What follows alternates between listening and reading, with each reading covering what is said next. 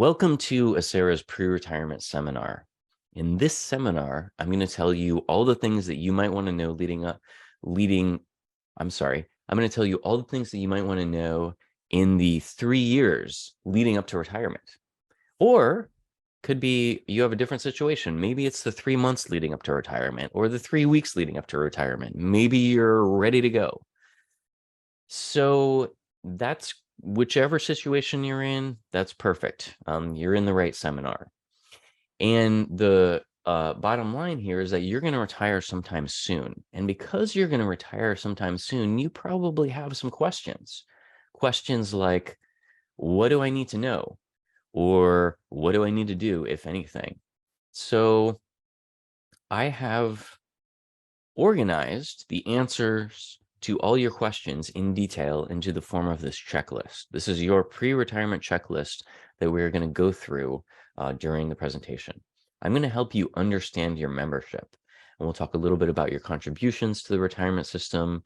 We'll look at a retirement timeline full of milestones with your membership with Acera. We'll talk about your tier. I'm also going to help you get an estimate of your future retirement benefit. And as part of that topic, it's very helpful for me to explain the retirement formula that we use to calculate your retirement benefit that you're going to receive in retirement, because that helps you understand your estimate and helps you do some final planning leading up to retirement. And I'll talk about a little bit about considering purchasing service credit. We will talk at length about how vacation, the compensation for unused vacation, affects the salary component of the retirement formula, because people have lots of questions about that. So we'll dive into that in detail.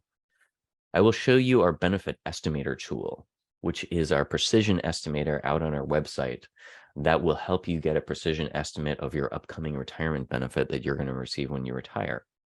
I'm also going to talk about verifying your retirement eligibility to just make sure that you are eligible to retire. I would imagine that all of you probably are, and you've already done that, but we'll just talk about those details for a minute. I'll help you choose your retirement date. There are some things you want to think about when actually choosing that retirement date. So we'll go through those. And I will talk about the application process that you're going to use to retire, what the process looks like.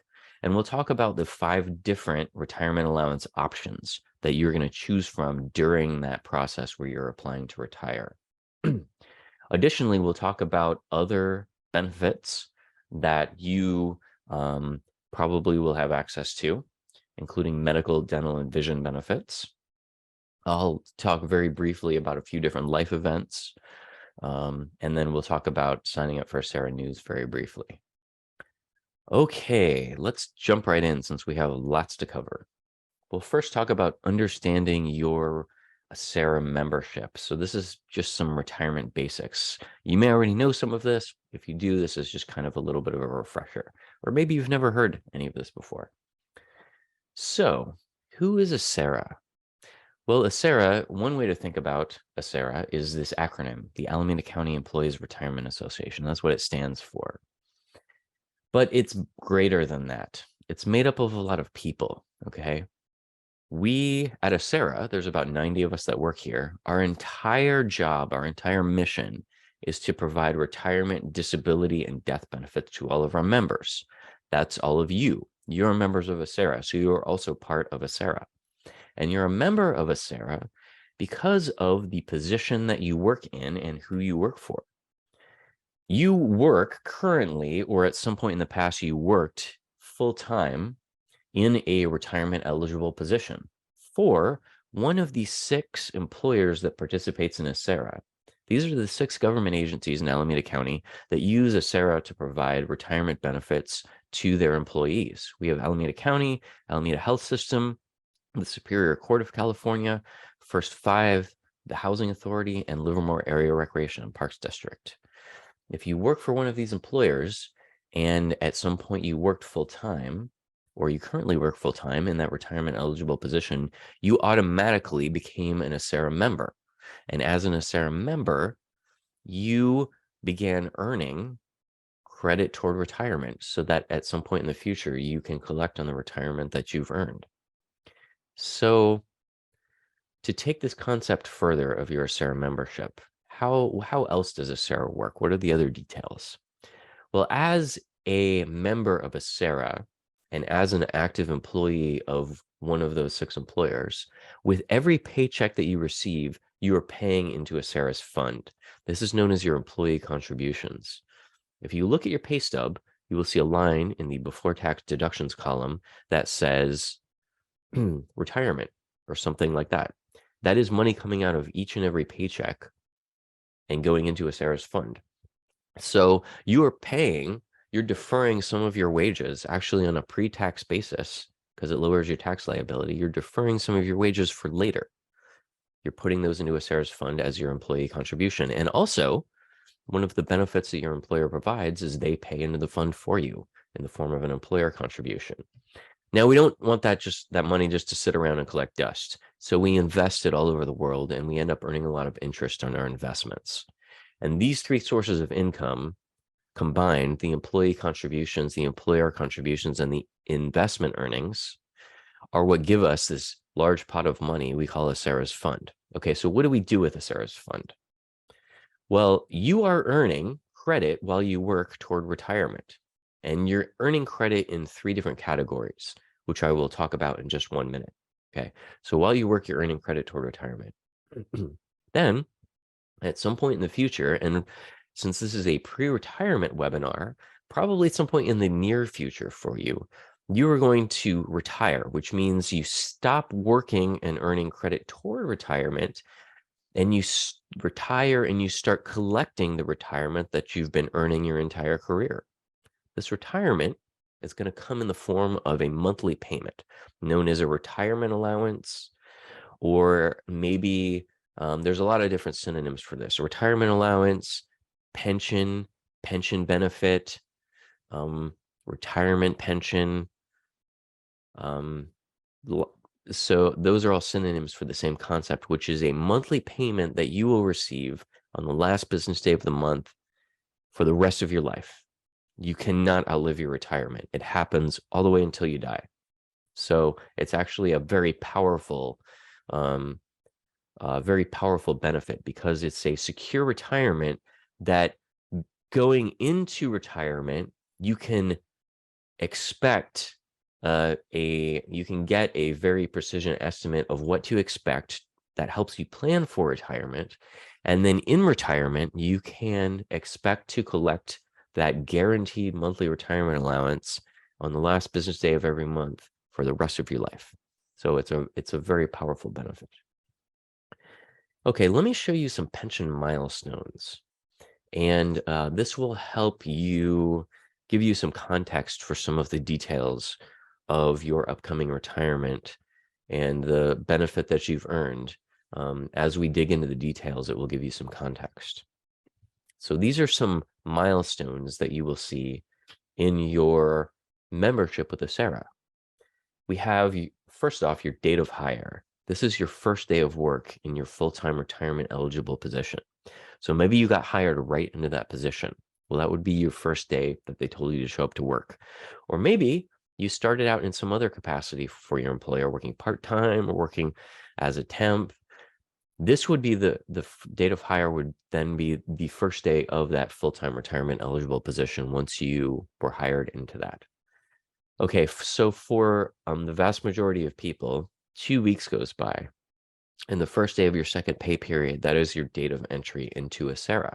This is the day when you start earning credit toward retirement.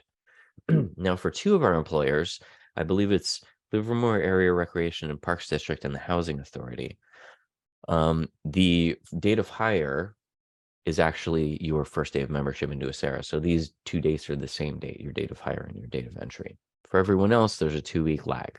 Okay, now what happens next? Well, 5 years goes by and you work 5 years of full-time for 5 years. And then once you achieve that 5 full-time years, you're considered vested in the retirement system. Vested just means guaranteed. You're guaranteed whatever the guaranteed benefits are, whatever the vested benefits are at 5 years. So a few different things kick in, a few different benefits kick in that you have access to at 5 years. And a lot of it, the big one is the retirement allowance. Now, there is a way to get a retirement allowance at age 70 with less than 5 years of service credit, and that's also considered a vested benefit. But we'll talk about that later when we talk about retirement eligibility. Okay, so we have vesting as a milestone. Now, the next milestone is that at some point later, you become eligible to retire. And it's based on some combination of your years of service credit. So basically, how long you've worked, how many years you've worked, how much credit you've earned in the retirement system, and that along with your age. And there's a few different combinations that will get you to retirement eligibility. We'll talk about those later. But that's the point where you first become eligible to retire. This could be your first day of retirement. You could choose to retire on that day, your first day of retirement eligibility, or most people will continue working after that to earn more and more credit toward retirement. So you have that option too. So after you're eligible to retire, at some point after that becomes your retirement date. This is a date you choose. You tell us what day you want to retire and you put that on your retirement application. And when that date passes, you're retired. This is the day when you stop earning credit toward retirement and you start collecting the retirement that you've earned. And you're going to collect that retirement, like I said, every month for the rest of your life, all the way up until your death. You cannot outlive your retirement. So there's an additional milestone on here. At the time that you retire, you have the ability to choose between, and you will choose one of 5 different retirement options. And most of the options will allow you to leave a continuing benefit to a beneficiary after you pass away. So, and often it's for the rest of their life. So after your death, if you have a continuance beneficiary, they could receive a continuing monthly payment for the rest of their life until they die. And that's when your beneficiary's retirement payments would stop. So that's the last pension milestone with regard to your membership. Okay, at this point, I want to introduce you to this worksheet. And let me show you where to get the worksheet. I believe there was a link in the email you received, but if you did not access that as of yet, no worries. I'll show you where to get the retirement worksheet. Retirement planning worksheet. And what you're seeing here is a screenshot of just one piece of that worksheet. Okay, so let me switch my share over here. Excuse me. Here is our website. You simply go under news and events and go down to retirement planning seminars. Scroll down to the pre-retirement webinar, which you are currently in, and there's a link here for a PDF of the retirement planning worksheet. Now, we've created this as a takeaway for you from this webinar. It's 2 pages, and there's a lot of different fields you can fill out here. So what I've found is that because it's a long webinar and I throw a lot of information at you, sometimes it's hard to remember everything that you learned. So if you want to, you can follow along and fill in any numbers that you learn about your own career and your own self and your own membership as we go along. And I will refer to this as we go along. And that way, later on, when you're trying to remember what you learned, you can pull out the worksheet and see what all the numbers specific to you are that you learned. And I recommend going ahead and clicking the download button.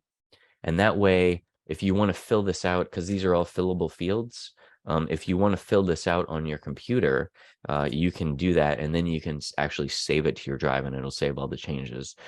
Or you could print it out and fill it out in pen or pencil. Okay, so going back to the presentation, showing you the screenshot of just this section of the worksheet, the My Career Timeline section. So now that we've talked about your ACERA entry date, you can go ahead and fill that in if you want to keep track of it on the worksheet.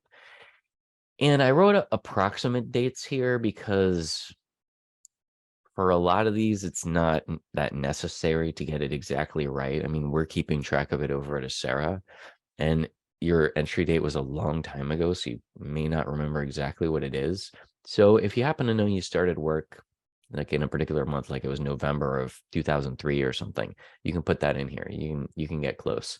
Or if you want to know exactly what it is, you can always log into your account on our website by going to acera.org and clicking on the login button. And once you log into your account, it will tell you your exact entry date in there. Okay, at this time, if you want to, and you already have a projected retirement date in mind, you could go ahead and pencil that in here. And I say pencil it in because we will talk about choosing your retirement date during the presentation, and you may learn something that makes you want to shift your retirement date around a little bit. Okay. A little more about vesting. Vesting happens, like I said, at 5 years of service credit, and it does include reciprocal service credit. And we're not going to talk in detail about reciprocity in this presentation. We do go into detail about that during the new employee / mid-career webinar, and we have videos out on our website if you want to watch that. But just real quick, reciprocity is where you have different California retirement systems linked together to form kind of a synergistic bond between the different retirement systems. And so the 5 years combined, if you have 2 years of service credit over at Contra Costa County and you've linked it with Acera where you have 3 years of service credit, that gets you over the 5-year mark for vesting. And the guarantee part of the vesting, that is guaranteed by state law. That tells us how to run the retirement system. And the guaranteed benefits are the retirement benefit, like I said, monthly retirement allowance, retirement benefit, pension benefit. It all means the same thing for life, every month for the rest of your life. That's the main guaranteed benefit. We also have an annual cost of living adjustment, which is a percentage increase you get annually on April 1st to your retirement allowance. We will talk in detail about that later on. That is a vested benefit. And there's this $1,000 lump sum death benefit that's also considered vested. Now, there will be additional death benefits that you will have available to you to choose from based on which retirement option that you choose. We'll go into detail about that later on as well. Okay, so now that you have a handle on the vesting date, you can simply take your Acera entry date, and if you worked full-time throughout there, you just add 5 years to it. The vesting date isn't super important. If you already know you got 5 years of service credit under your belt, I wouldn't even worry about it because it doesn't really, if you know you're vested, you're vested. So it doesn't really change anything if you already know you're vested. Okay, let's talk about your tier. You all are in one of these tiers with Acera, and your tier determines a few differing ways that Acera will calculate your retirement. And we will touch on those as we go through the presentation. So it's good to have a handle on what tier you're in, and that way you know which details apply to you. So where do you find yourself on this slide? Well, first of all, if you're a safety member, you're going to look at the bottom timeline. Safety members are sheriff's deputies and probation officers, and there may be some other sworn officers that I'm not aware of that fall under the category of safety members. Now, usually if you're a safety member, you know it. And if you're a general member, that means you're everyone else. You're not a safety member. So then you would look at the top timeline. Unless you are a general member for the Housing Authority, then you're looking at the second timeline, or you're a general member for Livermore Area Recreation and Parks District, and then you're looking at the third timeline. The way this works is that your date of entry into Acera, your first day of Acera membership, puts you in a certain tier. So if you entered Acera before the cutoff for each tier, as you can see listed out for each one of the timelines, that puts you in the earlier tier. So for example, if you're a general member and you entered Acera before July 1st, 1983, that means you are in tier 1. If you entered Acera July 1st, 1983, all the way up to December 31st, 2012, that puts you in tier 2. If you entered Acera January 1st, 2013 and beyond, that puts you in tier 4. And that is actually the same for in the case of all of the timelines for tier 4. Now you'll notice the safety timeline has some a few more tier 2s. It's different versions of tier 2 that have different details, which we'll go into in a few minutes. And there's different cutoff dates for those. And you'll notice that if you entered Acera October 17th, 2010 to December 31st, 2012, there's 2 tiers in there, and what happened was you had the choice to choose between the 2 tiers, tier 2C or tier 2D, within the first 45 days of your safety membership, and that puts you in one tier or the other. And you'll also notice for the housing authority, there's a different tier 2 cutoff date, or I mean, really a tier 1 cutoff date. And for Livermore Area Recreation and Parks Districts, there's also a different tier 1 cutoff date, and there's also a tier 3 that nobody else has. Now, if you don't remember your date of entry, like I said, you can find it in your Acera account. And while you're in there, you can actually see what tier you're in, because it will tell you exactly what tier you're in your Acera account. But this is just, kind of illustrating how the tiers work and how what tier you're put into. One quick word about reciprocity. Reciprocity, if you have if you've linked a previous retirement system together when you entered Acera, your entry date into that first retirement system would actually determine which tier you're in. So that may have put you into an earlier tier and got you past a certain cutoff. Okay, so on your worksheet, there is a tier section. And now that you know what tier you're in, you can go ahead and mark the tier that you're in on your worksheet. Now, if you're a safety member, you may actually have 2 tiers, okay? You may have actually done some general work, have some general service credit before your safety membership. So you can either fill out one worksheet and mark both tiers on it, or you could fill out 2 different worksheets, because when we go to calculate your retirement, we're actually going to do 2 calculations for you. We're going to do a calculation where we use your general service credit and your general age factor percentage. And then we're going to do one where we use your safety service credit and safety age factor percentage. You'll understand what that means more in just a minute when I show you the formula. But then what we're going to do is whatever retirement benefit both of those equations produce, we'll add them together and send you one check for the safety members. Okay, so that's some membership basics. Let's move into the next section, the next item on your checklist, which is getting an estimate of your retirement benefit. And it's very helpful in getting an estimate of your retirement benefit to understand how we calculate your retirement. And like I said earlier, if you understand this little bit of pension math and what each of these 3 factors in our retirement formula mean and how they work and how we arrive at them, it will actually help you do a little bit of final retirement planning leading up to retirement. So these are really important concepts to know. And some of you may hear the word math and you see the equation with the multiplication and you have an allergy to math. Don't worry. There's hardly any math in this presentation, and I'm going to walk you through it, and it's going to be super easy. So don't worry. Okay, so when you go to retire, Acera is going to do this multiplication to determine what your monthly retirement allowance for the rest of your life is going to be. We are going to multiply these 3 factors together, and that tells us what the retirement allowance is. And when I said earlier that you're earning credit toward retirement in 3 different categories, these are the 3 categories that you're earning credit toward retirement. We have this age factor percentage in here, which you earn simply by getting older. By retiring at a certain age, we will put a certain age factor percentage in the formula for you. That one's easy to do. You don't really have to work at that one to get older. The second category where you're earning credit toward retirement is by working at your job. If you work a year, you earn a year of work, a year full-time, you earn a year of service credit. And so the more you work, the more service credit you earn. And then the salary component, you earn credit toward retirement simply by getting, higher and higher salaries, by earning cost of living adjustments or raises or what have you. So these are the ways that you earn credit toward retirement.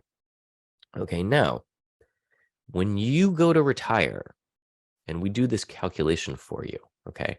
When you go to retire, in this sentence up here, what it's doing is it's describing what the math is here, okay? So when you go to retire, as your retirement allowance, what your monthly retirement benefit is going to be, you are going to get a percentage of your highest salary that you were earning while you were still working for each individual year of service credit that you worked.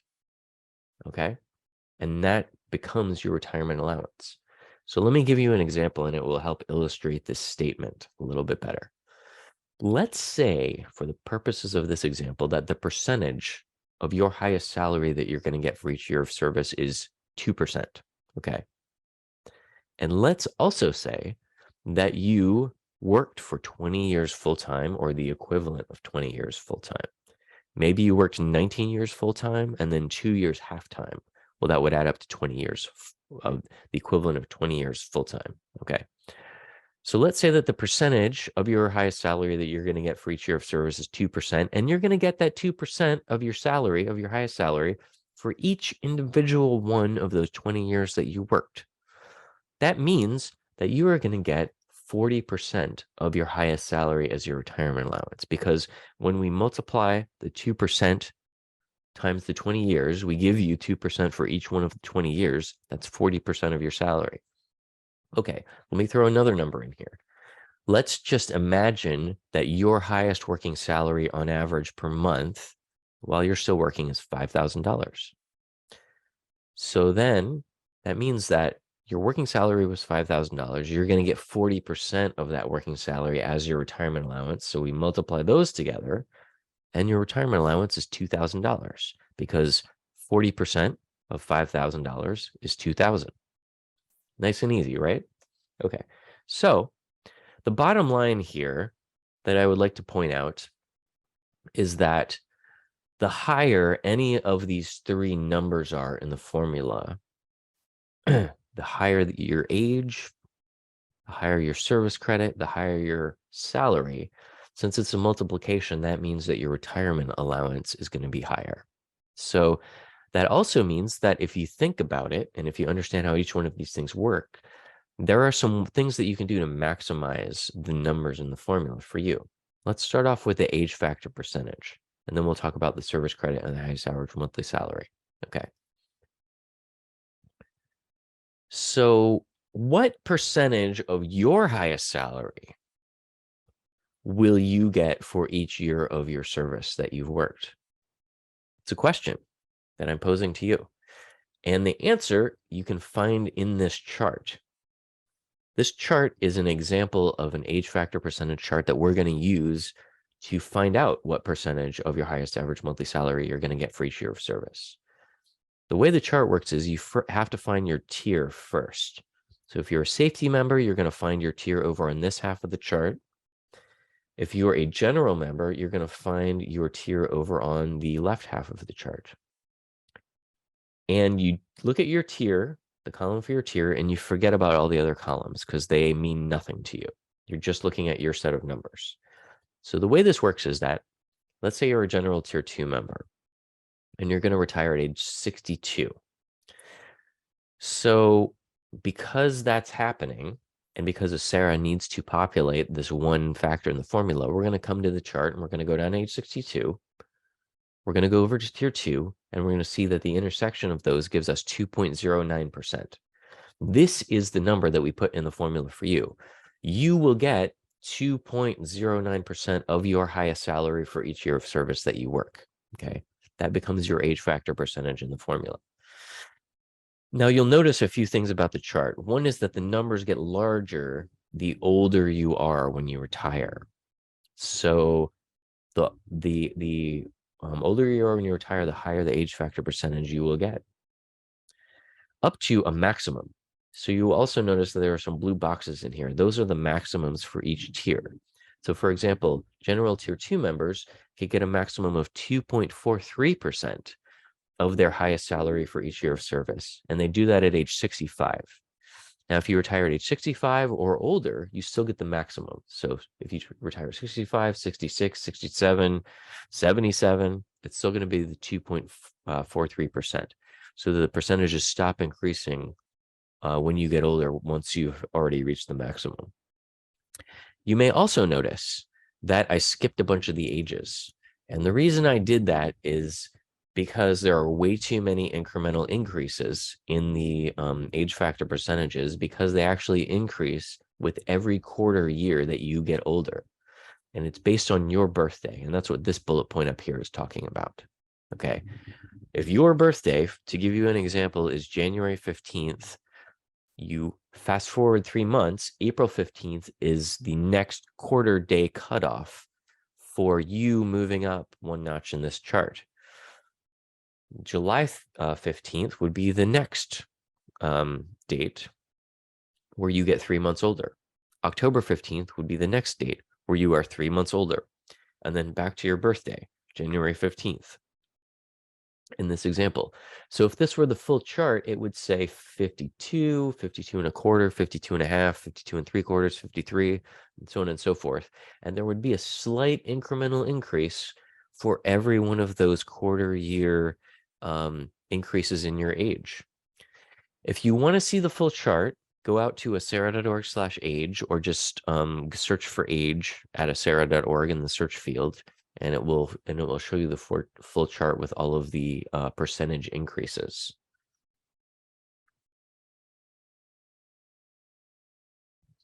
Let me see if there's anything else I want to tell you about this. Okay, I think that's all I want to talk about with the age factor percentage for now. We will revisit the age factor percentage a little bit later whenever we talk about choosing your retirement date.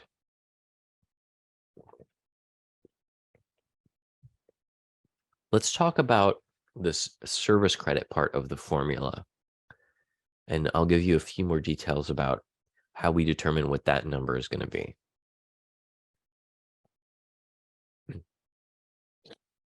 So here is how you earn service credit. You earn service credit simply by working your job. You start earning service credit on your first day of membership with Acera, also known as your Acera date of entry. And you're going to earn service credit all the way up until when you stop working and retire. Okay. Now, for some of you, excuse me, you are perhaps not going to work straight into retirement. You're going to terminate your position. Maybe you'll quit, and then you're going to defer your retirement to a later date. In your case, there would be an extra bullet point here, which is your termination date. And that is when you would stop earning service credit, because when you stop working, you stop earning service credit. And then for you, there would be a gap between the termination date and the retirement date. For everyone who's going to work straight into retirement, your termination date is going to be the day before you retire. Okay, so you're basically earning service credit straight to retirement. You earn service credit during your regular work hours. You also earn service credit during your earned leave times, including vacation leave, sick leave, management leave, comp time, holidays, floating holidays. None of those count against you when you go out on that earned leave in terms of earning service credit. You're already earning service credit for it. Now, there are some times when you do not earn service credit. The first is anytime you're on leave without pay, you're not earning service credit.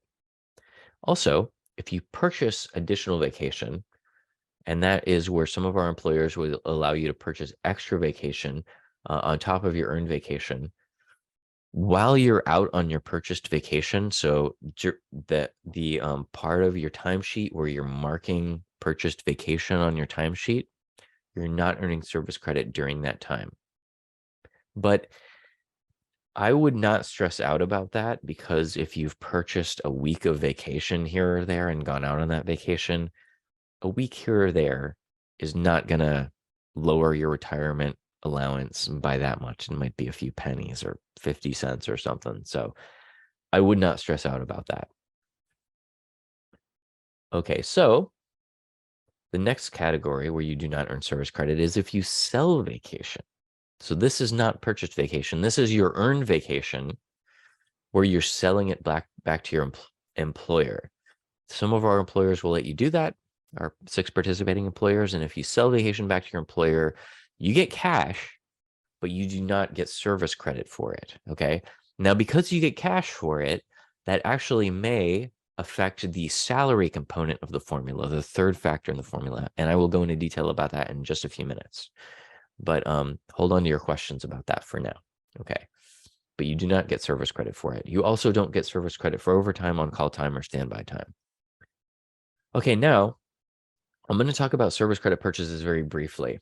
There are some types of time that are eligible for you to purchase. And the idea here is that if the circumstances were slightly different during the time, you may have been able to earn service credit because the circumstances being what they were, the law didn't allow you to earn service credit, but then your employer in Acera lets you go back and purchase that service credit so that you kind of basically don't lose out. So this is an option that you have. You can do this anytime before you retire. And some examples are part-time work that you did before your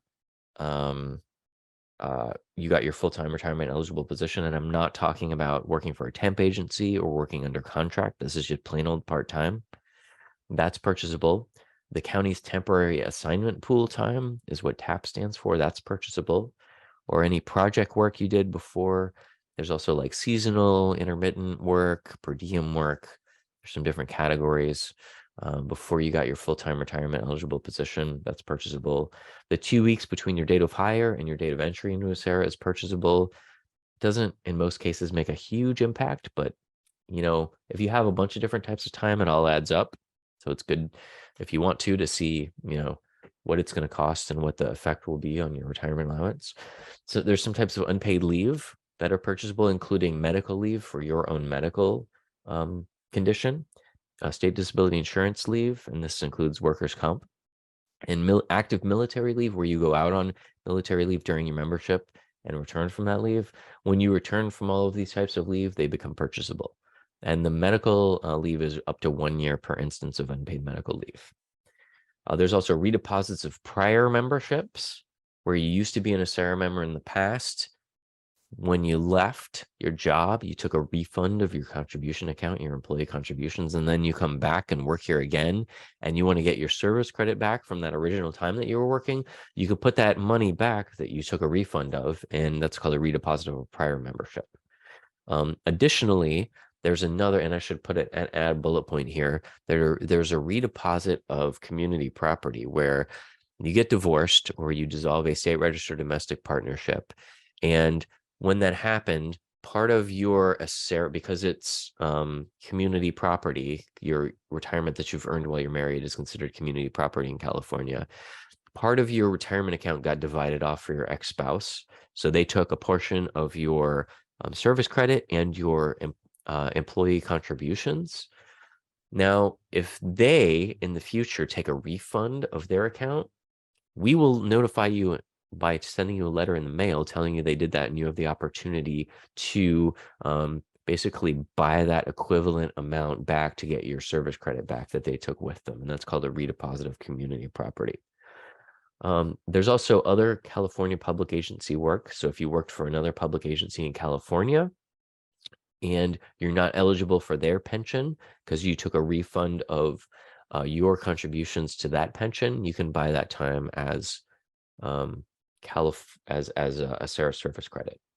Now, I'm not going to take a deep dive into purchasing service credit in this webinar because it's a pre-retirement webinar, and mostly people who are getting ready to retire have already made these purchases. But if you do want to learn more about this, what I recommend is going out to our website and looking at one of our videos for the new employee / mid-career webinar.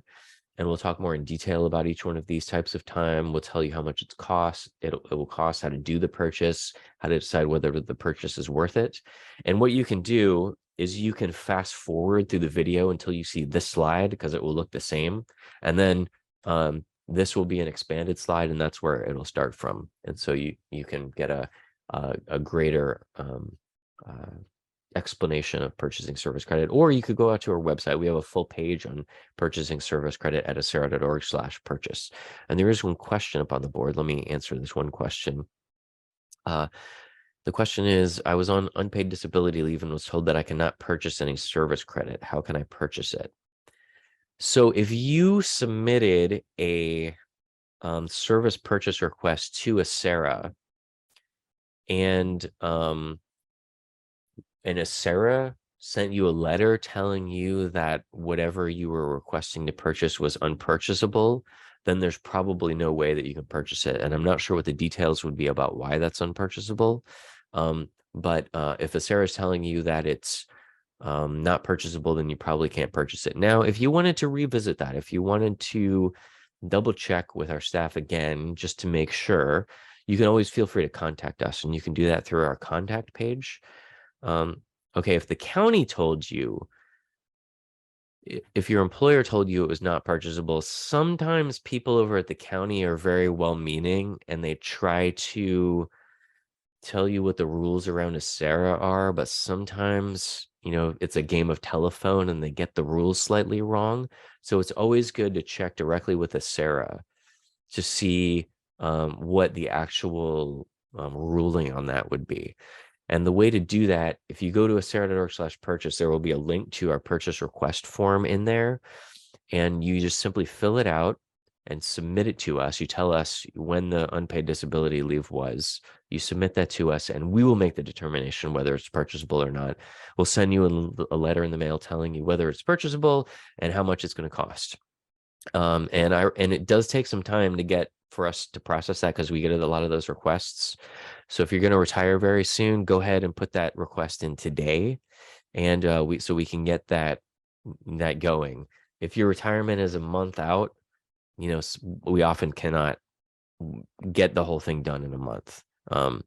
But that may be something that's worth pushing your retirement date out a little bit, if you look into that. And you can always tell us on the form if your retirement date is pending, and it may allow you to go to the top of the queue. Okay, so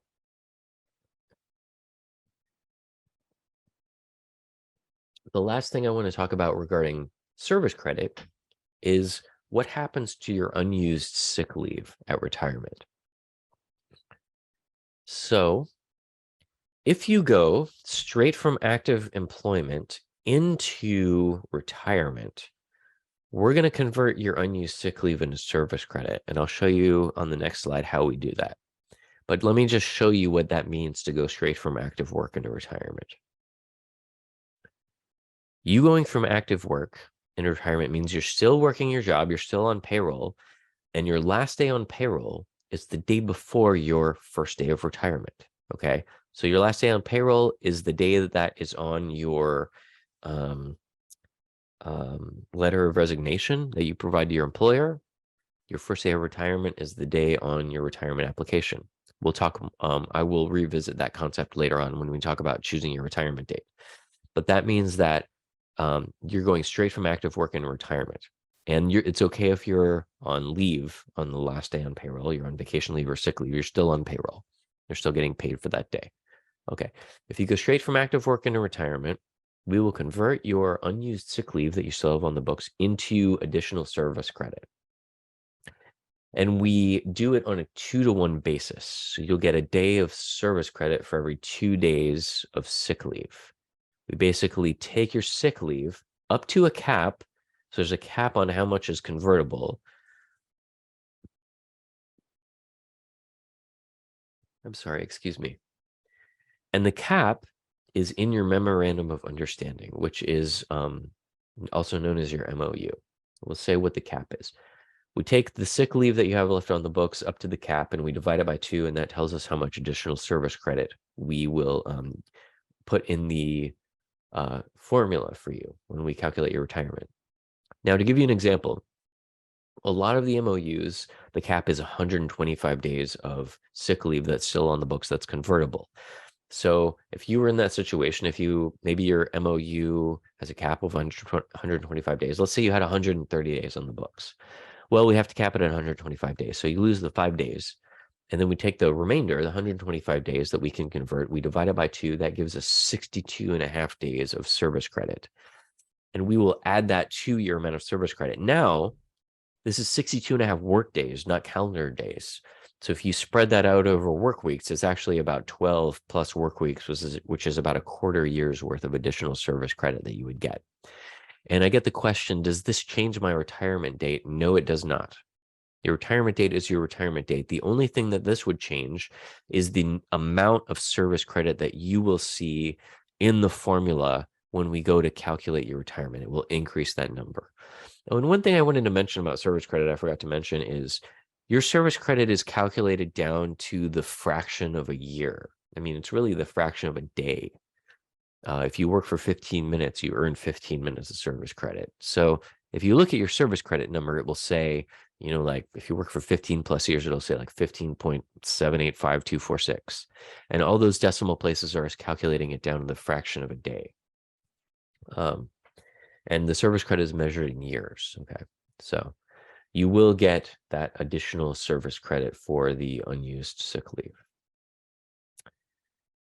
So we talked about the age factor percentage. We talked about the years of service credit. Let me tell you about how we calculate your highest average monthly salary for the purposes of calculating your retirement allowance. Excuse me.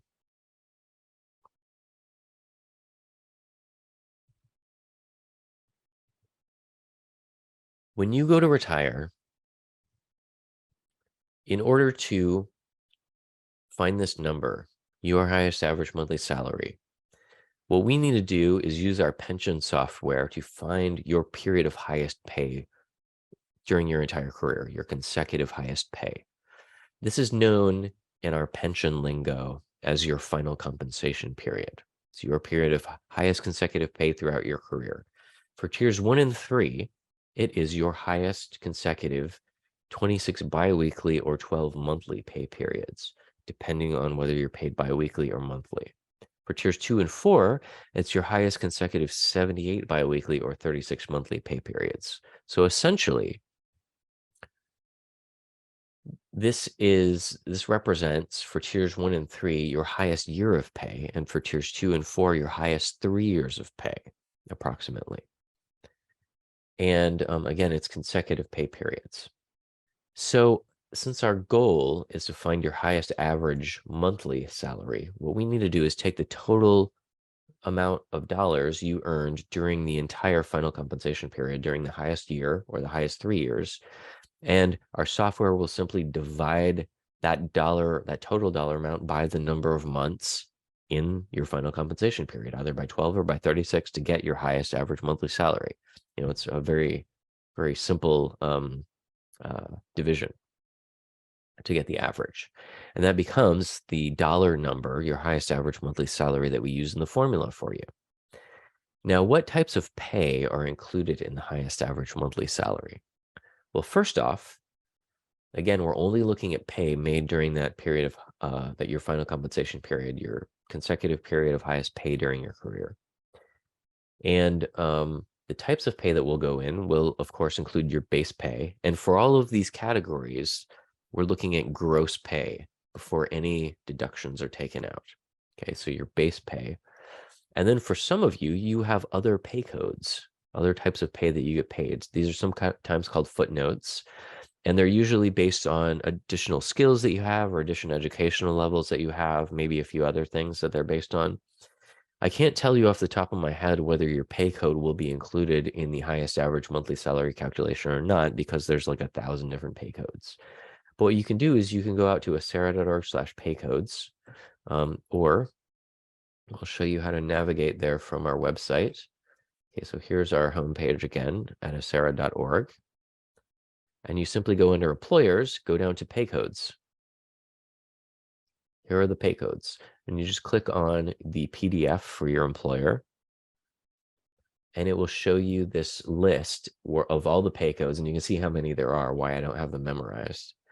And you can find your pay code by number or by name. And what it will do is if you look at your tier, it will tell you whether it says is it pensionable, whether it's in or out of the equation. If it says yes, it will be included. If it says no, it won't be. And that's how you determine that. The pay code that I can tell you that never counts is overtime. And if you need help finding your pay code on the chart, you can ask your payroll manager for more info. They can always zero in on that. Okay, now, two more bullet points to add. This is the last two types of pay that can be included in your highest average monthly salary calculation. The first type is vacation sales, also known as vacation sell. This is where you sell your earned vacation back to your employer while you're still working. Some of that can be included in your highest average monthly salary calculation. The next category is called vacation cash out or vacation payoff. The way this works is that you simply have your earned vacation left over on the books that you have not taken yet by the time you stop working and or retire.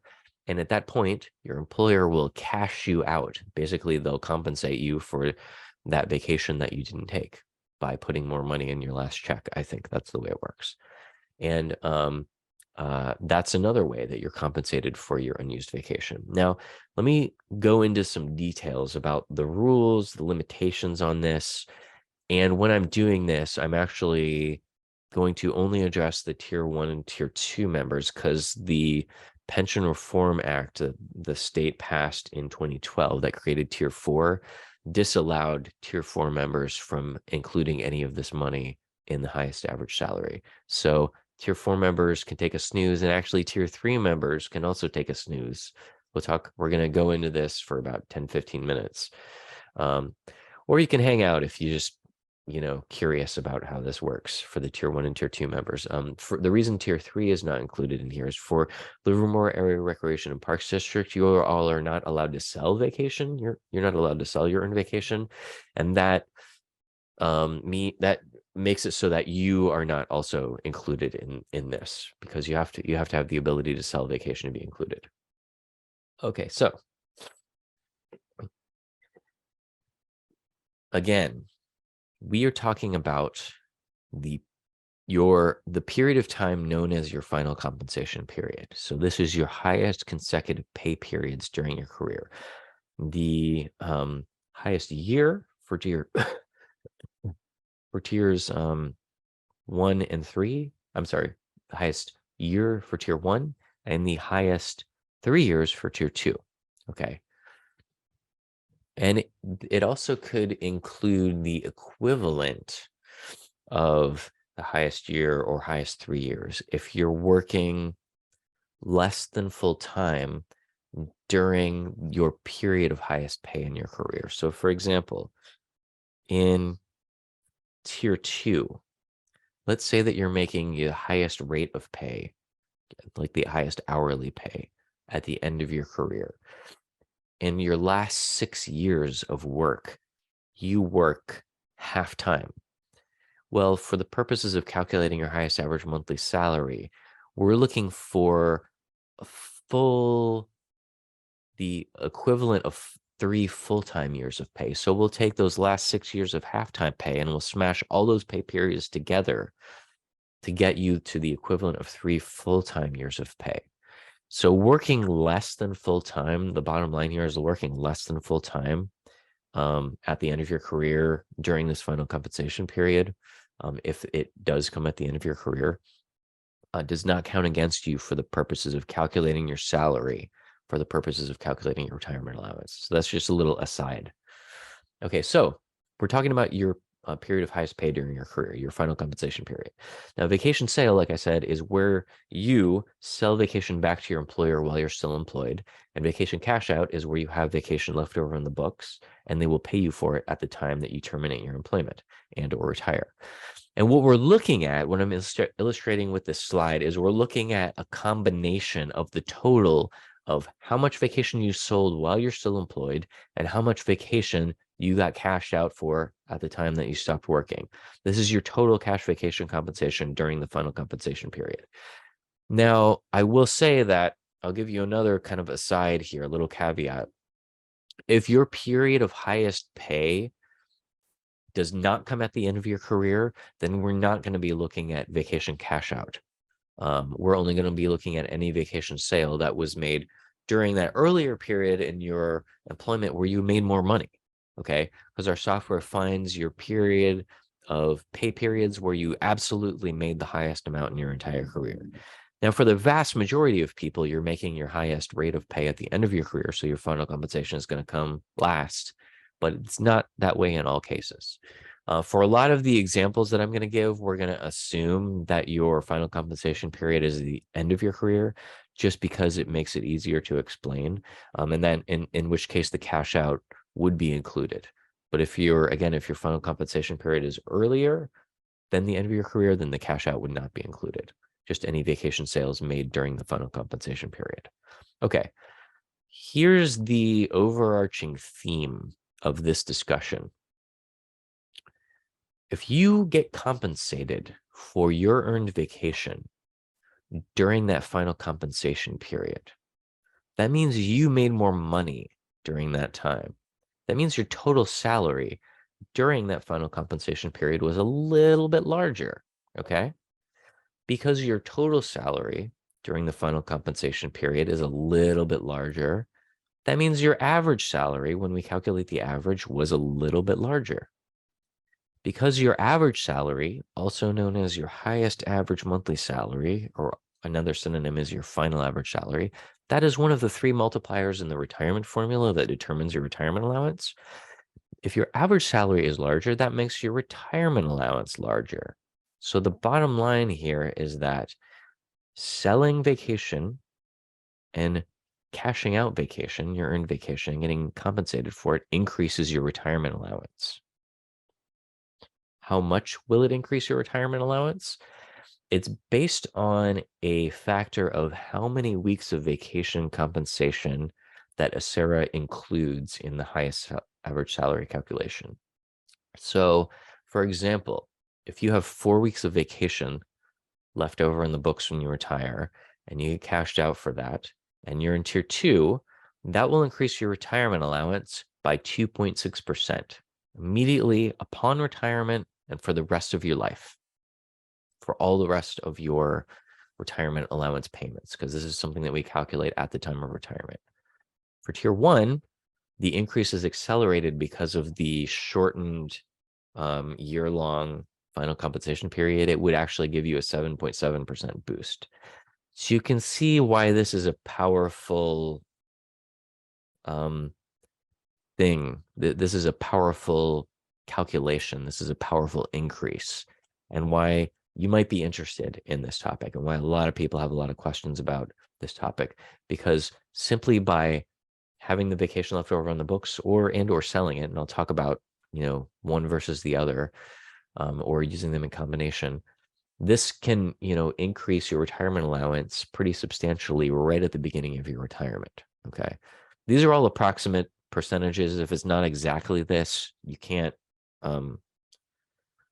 protest later, because I told you it's approximate. Okay. This is just to give you an idea of the impact of this.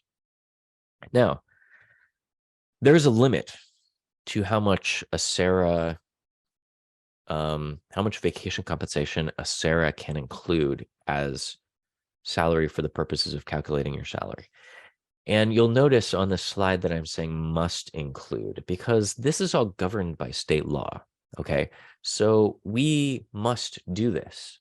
If you are compensated for your unused vacation through selling it or cashing it out, and it's under the limit that the law tells us, then we have to include that salary. That is salary that you earned that we have to put in your salary calculation. And the reason that it's in the law is because it didn't used to be, and there were some employees in Ventura County years and years ago that thought it should be included because it's compensation that you earned.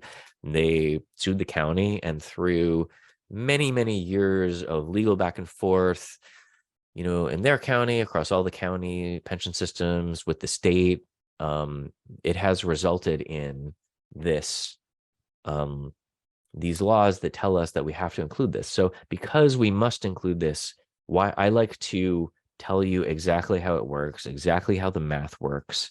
The reason I'm giving you all of this background information is because there's some people out there that will call this pension spiking, and they like to use that as a pejorative to say that you're doing something wrong, and you're not. This is all within the law.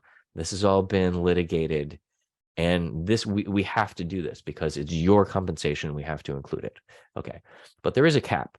So I'll explain to you what the cap is in detail. Okay.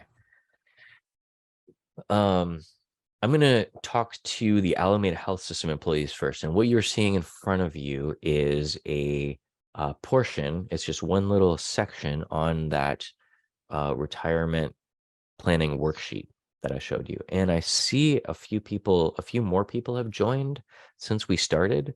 So let me just go back to where you get the retirement planning worksheet. You go out to our website, acera.org. You can go there from any page. The menu never changes. I'll just go back to the homepage. You go under news and events. You go down to retirement planning seminars, and you click there. And you go under pre-retirement webinar, which you're currently in, and you click the link for retirement planning worksheet. And this is the retirement planning worksheet. So the second page talks all about calculating the vacation compensation limits. And so I'm going to talk to the Alameda Health System employees first, and then we'll talk up to the county and other employees. Like I was telling everyone else earlier, you can go ahead and download this so that you can fill out the fields and you can save it on your computer.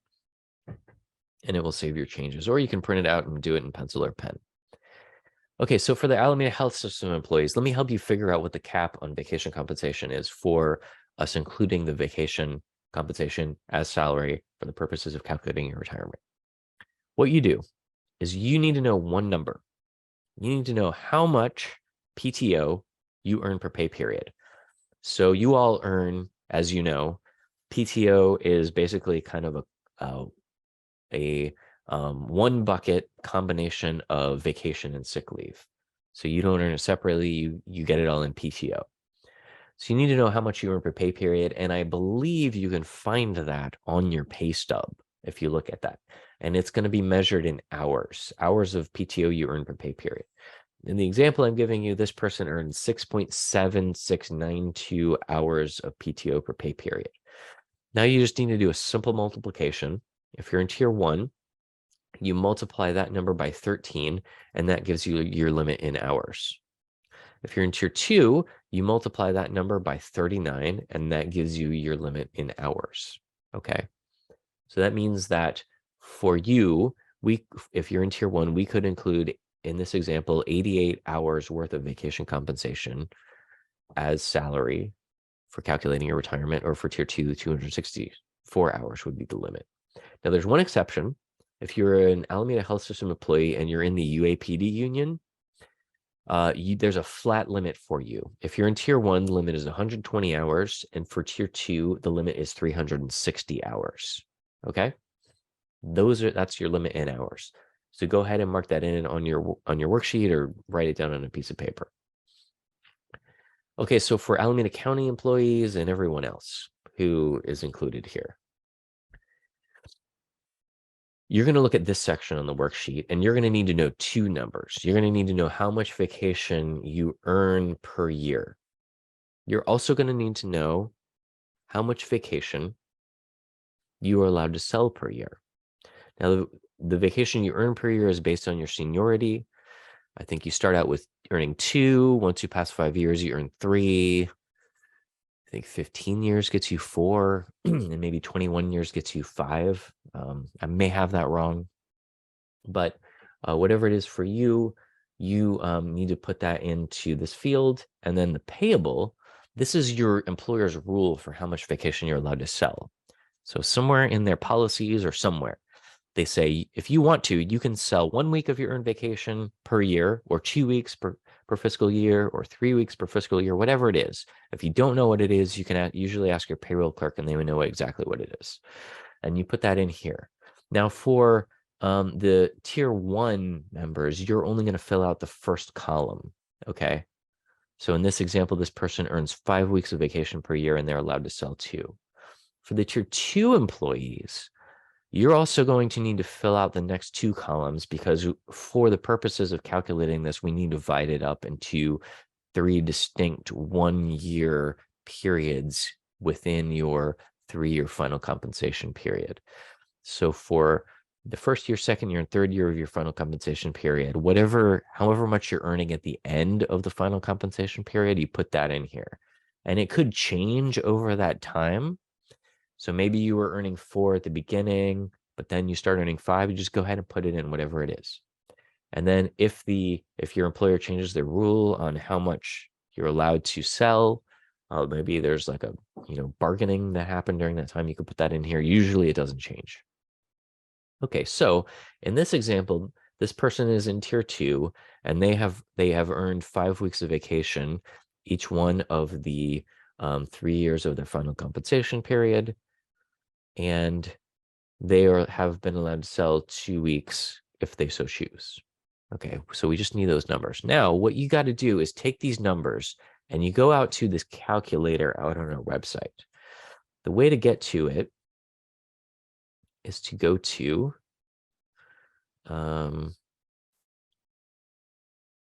go to our website and you type in acera.org/vacation. And that will give you a shortcut to this calculator that we have. And you're going to open up this first accordion here, and you'll find a calculator in here. It's going to ask you which tier you're in. If you're in tier 1, you leave it tier 1. If you're in tier 2, you select tier 2. And you're going to put in what you put in on the worksheet, how much vacation you earn per year. So you delete the zeros for how much you earn. You put that in. And then you're going to select from the drop-down how much vacation you're allowed to sell per year. Okay, there you go. And it tells you what your limit in weeks of vacation compensation is that we are allowed to include as salary for the purposes of calculating your retirement. Now for tier 2, if you click on tier 2, it's going to expand the calculator, and you just go ahead and add in the additional, whatever the additional is, and it's going to continue to tabulate it. And so in this example, the limit would be 6 weeks of vacation compensation. Now, all this calculator is really doing is it's taking each one of these 1-year periods and it's finding the lesser of the two numbers and it's adding it together. So 2 + 2 + 2 is 6. That's all it's doing. You can see if I increase this one to 3, 2 + 2 + 3 is 7. Okay, that's it. I mean, it's pretty basic, but we give you that calculator to help you out. So in this example, sticking with this example, this person's limit from the calculator is 6, excuse me, is 6 weeks worth of vacation compensation. So you put that in this field here. Okay, now what you do is you think about if you want to maximize the amount of vacation compensation that you receive during your final compensation period in order to increase your retirement allowance, you think, what do I want to do? Well, in most cases, in the majority of cases, all you need to do is simply have that amount on the books when you stop working and or retire. And you don't need to sell any. So selling 0 and cashing out 6 would get you up to your limit of 6 weeks of vacation compensation. So you just have 6 weeks of earned vacation left over on the books, and it's nice and easy. And then you get the boost for the 6 weeks of salary. Let me give you a slightly different example that a lot of people fall into. Let's say that you earn 4 weeks of vacation per year, and you're allowed to sell 3 weeks of vacation per year. And we're going to stick with the tier 2 example because the tier 1 people, it's super easy. You almost never have to sell. I can't think of a scenario where you would have to sell. But for the tier 2 people, there might be a scenario, which I'm going to describe right now, where you might want to think about selling vacation. Okay. So in this scenario, if you use the calculator, this person's limit of the amount of vacation compensation we can include as salary is 9 weeks worth of vacation compensation, because it's going to take the lesser of each of the two numbers per year and add them up. 3 + 3 + 3 is 9. Okay. Now, the reason I'm explaining this is because your employer has this rule. And the rule is that they will not cash you out for more than 2 times your accrual rate of vacation. So if you have more than 2 times your accrual rate of vacation on the books when you stop working and or retire, you will lose anything above 2 times your accrual rate. So in this example, this person's accrual rate of vacation at the time that they stop working is 4 weeks. They earn 4 weeks of vacation per year. 4 times 2 is 8. So if they have more than 8 weeks of vacation on the books, let's say that they have 9 weeks of vacation on the books when they stop working, that extra week above the employer's rule is going to go poof. It's going to disappear. They're not going to get anything for it. They're not going to get cash. They didn't take it as a vacation. It just disappears. And then they will get cashed out for the 8 weeks. Okay. So then you can see there's a little bit of a possible problem here, but I'll show you the easy solution for that. The problem is that you can't, if you fall into this scenario, you can't get up to your limit with how much your employer will allow you to cash out, because 2 times your accrual rate is less than your limit. So if you can't get up to the limit because you're in this situation, because 2 times your accrual rate is less than the limit, that's when you might want to think about selling vacation while you're still employed. So it's good to understand this concept ahead of time, knowing that you cannot get up to the limit. You just go ahead and sell that week. That extra week that I said was going to go poof and disappear, you don't let it do that. You sell it while you're still employed. I think you can even sell it right before you retire. And then you have 8 weeks on the books, and that gets you up to the 9, and you're golden. Okay, now people will ask, well, I'm one of those people that likes to sell vacation. What happens if I already sold a bunch of vacation? What do I do? You know, I already, in my payroll records, I have all this vacation that I sold, and it's, you know, during the time of my final compensation period. What do I do? Well, don't stress out. You have a couple of options. Option number 1 is you simply cash out the difference. So you know what your limit is. And this goes for anyone, even if you're not in this position where 2 times your accrual rate is doesn't get you up to your limit. Even if you were in the previous example where you don't need to sell, the same thing applies to you if you already sold a bunch of vacation. Okay, so you just know what your limit is. And option number 1 is if you sold vacation, you simply cash out the difference. So in this example, this person sold 5 weeks of vacation at some point during their tier 2 3-year final compensation period. And so their last 3 years, they sold 5 weeks of vacation at some point during that time. So what they do is they just look at their limit, they subtract what they sold from their limit to get the difference, and they just cash out the difference. You just have 4 weeks left over on the books and you retire. The 5 weeks you already sold plus the 4 weeks they'll cash you out will get you up to the 9. Option number 2, what happens if you cash out more? You can cash out more. It's okay. What happens if you have more than the difference left over on the books? It's totally okay.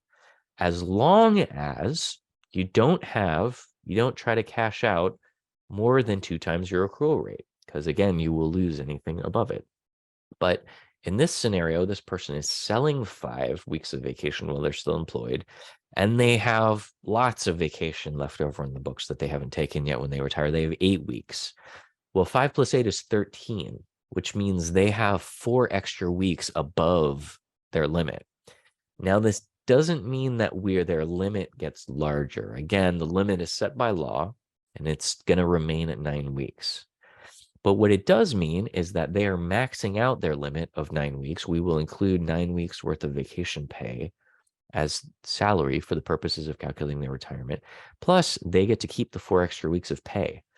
In all cases, you keep all the money. Every time you sell vacation, that goes into your bank account.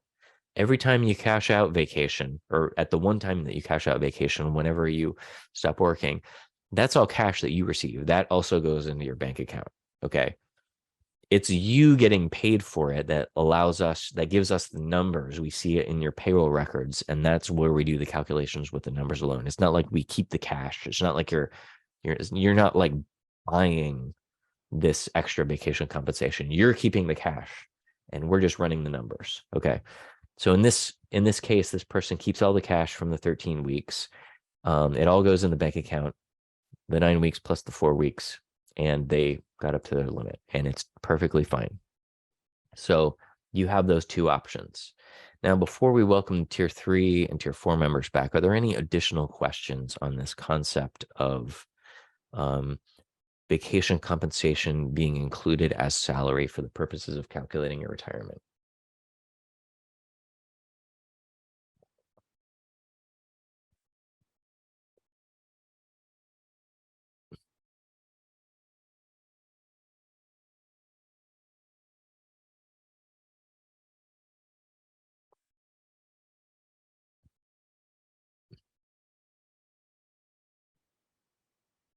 Okay, no further questions. Tier 3 and 4 members, welcome back. Okay, so let me tell you about some limits on your retirement allowance. And I'll just cover this real quick. The first limit is that the law tells us that we cannot pay you as for in your retirement allowance more than whatever your highest average monthly salary is calculated to be.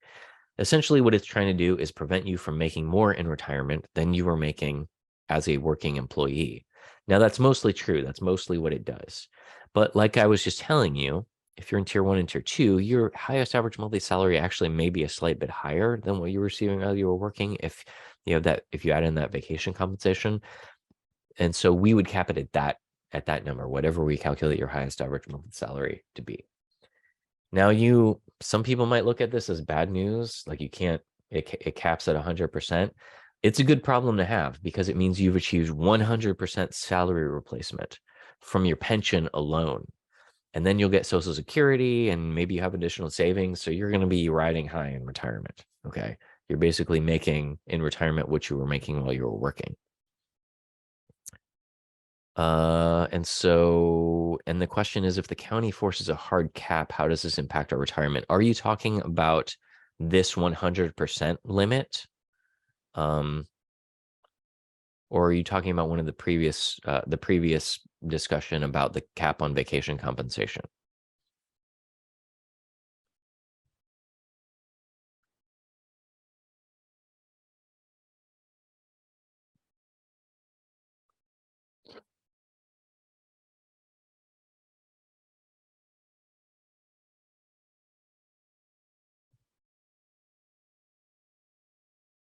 Well, assuming that you're talking about this limit, the only way it would affect you is that if you've already achieved 100% salary replacement because of the amount of years you worked in your age, then some people say that you're working for free because what you're going to get in retirement is exactly what you're getting paid as a working employee. And so you can just go ahead and retire and get that same amount. But that's kind of a cynical way to view it because maybe you find great fulfillment in your job and you just want to keep doing it and you don't care that when you retire you're still going to get that same amount. So I wouldn't let those naysayers affect you. You just do it how you want to do it. And it's actually really hard to reach this limit because for tier 1 members, you got to work like 35 plus years and be a certain age. Tier 2 members, it's like 40 or 45 years and be over a certain age. Most ACERA members on average retire with 20 years of service credit and are not anywhere near reaching this cap. Okay. These two limits, B and C, are for people who have high salaries, and most people are not going to reach these limits, but I just wanted to point that out, that these limits exist. If you have a high salary, you're going to want to go ahead and check out that information. For tier 4 members, I want to point out this limit here. Okay, there is written into the state law that created tier 4. Okay, there's a follow-up to the earlier question. They're negotiating cutting your annual accrual at 2 times your annual accrual. So how does this impact the vacation compensation for the retirement? Okay. Well, the limit on the limit on how much we're allowed to include is based on how much you accrue, like how much you earn per year, which is this top number, and how much you're allowed to sell per year, which is the bottom number. So if you're in tier 2 and these numbers changed for you during that final compensation period, that final compensation period, that period of highest pay, then the numbers actually might change for you over this period. Maybe they negotiate for a lower amount that you can sell if you're in the category of people who can sell 3, and maybe it happens during the last year of your final compensation period. So then maybe it goes down to 2. So then you would put a 2 in here, and that would actually lower your limit. It would be 3 plus 3 is 6 plus 2 is 8. So it could affect what your maximum vacation allowable would be if the contract gets renegotiated. I've never heard of them lowering your amount of vacation earnings per year. That's not something that I've ever heard of any of them doing. But I have heard of renegotiating this sales amount. Okay, so for the tier 4 members, this limit here, what this means is that if you're in tier 4 and you have a salary higher than what these two numbers that you see here, 146,042 for general members and 175,250 for safety members, Acera cannot use any more annual salary than that for the purposes of calculating your salary for retirement. Okay, that's what the tier 4 law says. And these are two numbers that come from the Social Security Administration that apply here. These numbers go up every year. So if you're not going to retire this year, these numbers will be higher next year. And you can check our website for those at acera.org/limits. Excuse me. But so that's the bad news. The good news is that during the year where you make more money than this, once you hit that threshold during the year, we stop taking out retirement contributions so that you don't contribute to the retirement system for salary that is not going to be allowed to be included in the calculation. And that actually gives you more money in your paycheck to save in your 457B account. Okay, now I'm going to show you 2 ways to get an estimate of your upcoming retirement allowance. The first way I'm going to show you is a way to get a super quick ballpark estimate and to actually get an idea of what percentage of your working salary is going to be replaced by your retirement allowance.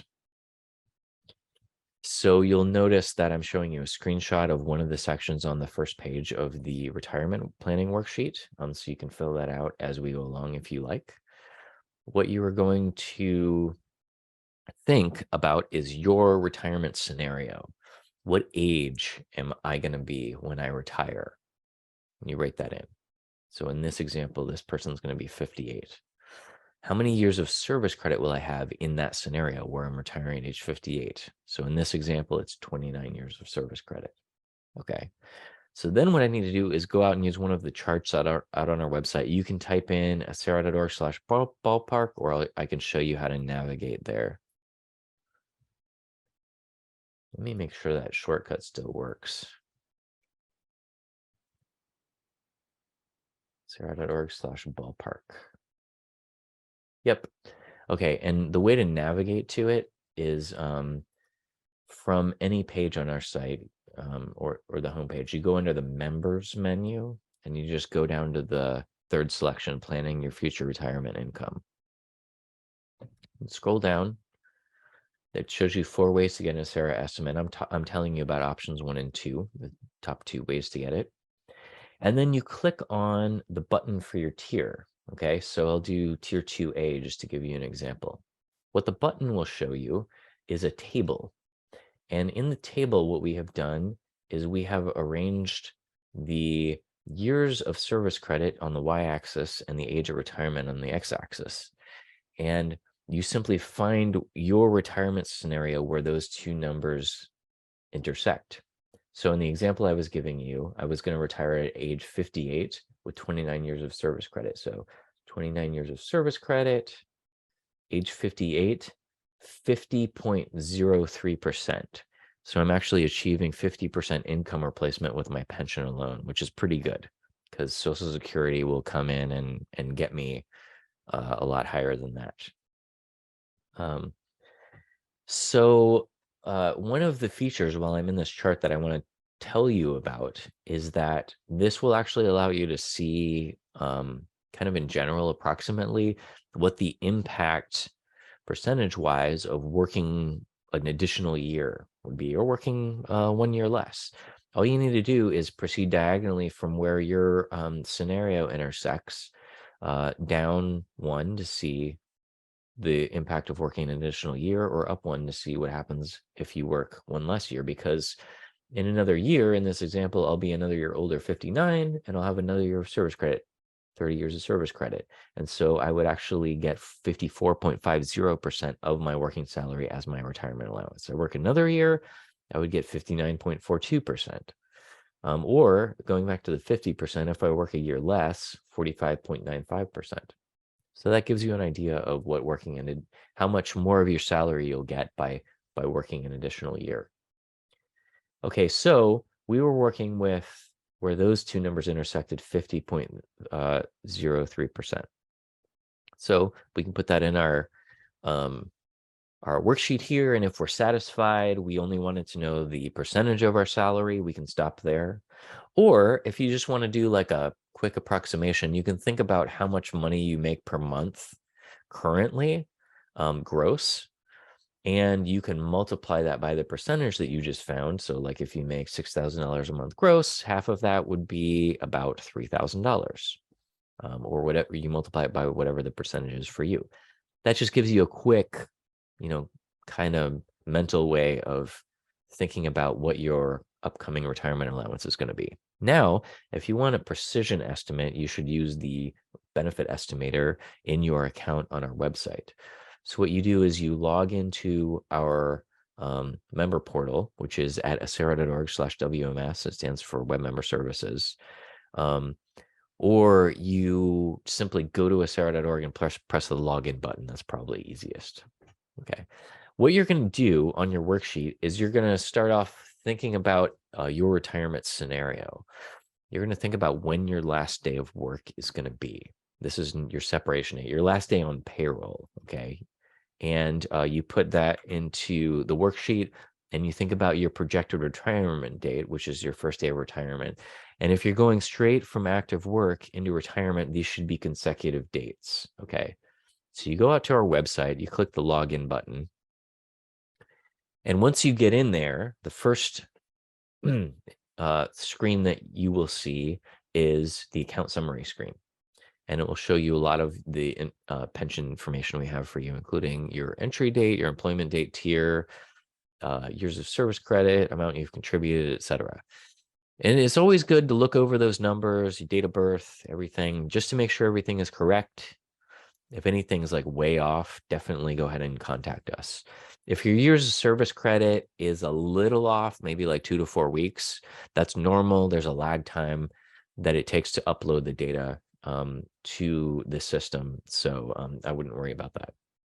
You're going to click on estimate a benefit, since we're trying to estimate your future retirement benefit. And you're going to take those two numbers from your worksheet, your separation date, and I'll just zoom in here, and your projected retirement date, and you're going to fill in these two fields. Okay, this is your last date on payroll. This is your first day of retirement. Hit calculate.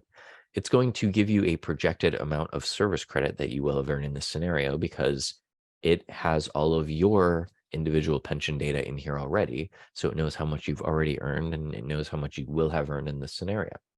It's also going to take your current salary and make a projected salary for the purposes of doing this estimate. And so that's here. Now, you do have the opportunity to override both of those numbers if you want to. If you want a nice conservative estimate, I would leave them alone. But you can override those numbers. If you, like, for example, if you wanted to see how much that additional sick leave would increase your retirement allowance, you could put that in here. What you do is you take any additional service credit you want to see, like if you're going to make a service credit purchase or that sick leave, conversion, and you add it to this number and put the new total in here. So for example, in that sick leave conversion scenario I was showing you earlier, you achieved another 12.5 weeks, which is about a quarter year of service credit. So a quarter year is 0.25. So you'd add 0.25 to your projected service credit number and put the new grand total in the override service credit field. Okay, so for now, you leave the hours of cash vacation compensation field blank. I'll show you how to use that field in just one moment. And then you're going to put in your beneficiary information here. And what you're going to want to do is you may see your beneficiary who you intend to leave continuance, or you can intend to leave benefits to in the drop down here. If you do select that person because they're already on file with us as an active member beneficiary, make sure the date of birth is correct, because some of them are incorrect and it'll throw the numbers off. Okay, you click Get Estimate, and you end up with this retirement benefit estimate PDF. And it's going to show you an estimated retirement allowance for each one of the 5 retirement options. Well, the first 4 anyway.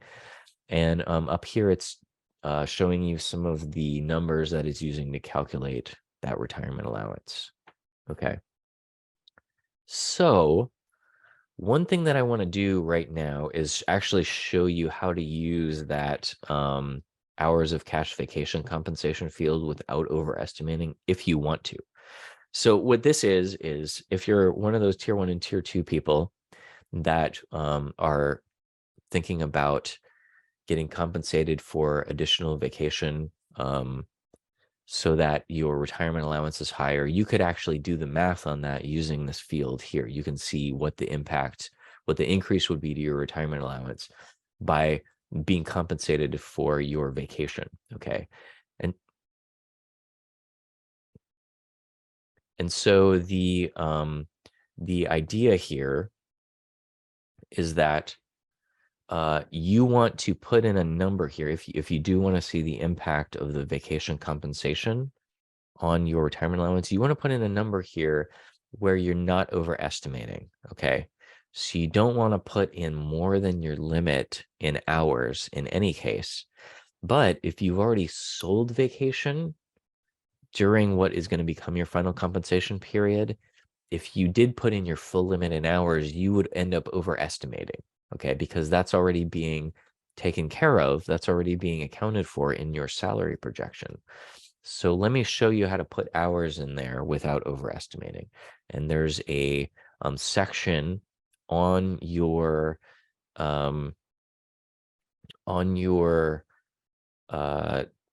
sheet here, your retirement planning worksheet that helps you do that. Okay.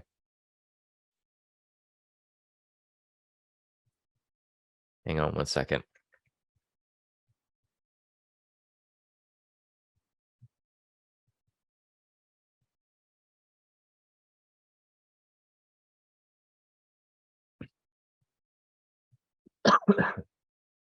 Excuse me. Okay, so step 1 is run an estimate, and you leave the hours of cash vacation compensation field blank. Okay, so and you can go ahead and put in your limit. If you are a county, if you're not an AHS employee, you can go ahead and put in your limit from the calculator from the other part of the worksheet in weeks here. Okay, so what you're going to do, let me just go back to the full worksheet, is you're going to take this number right here, limit from the calculator, and you just transfer it over to here. Okay. And then for AHS members, you're going to start here where you're limited in hours, and you're going to transfer your number in hours from here to here. Okay. Because we already know what your limit in hours is. For the county and other employees, we have to do a multiplication to figure out what your limit is in hours. So what we're going to do is you take your limit in hours, you put in how many hours you work per week, and you multiply them together, and that gives you your limit in hours. Okay. Now, you have done step 1. You've run a retirement benefit estimate, and you left that hours of cash vacation compensation field blank. What you're going to do is take the PDF that you got and you're going to look at the average salary date range number. And you're going to think, between these two dates, did I sell any vacation? If so, how much did I sell in hours? And you're going to put in the hours that you sold in here and subtract them out. So you take your limit, you subtract out the hours that you actually sold, and this is the number that you would put in the field for you. Now, if you know you haven't sold any vacation during that time, then you could, if you wanted to, put the full limit, 240, in which case you would put 240 in here if you want to see what the full limit is.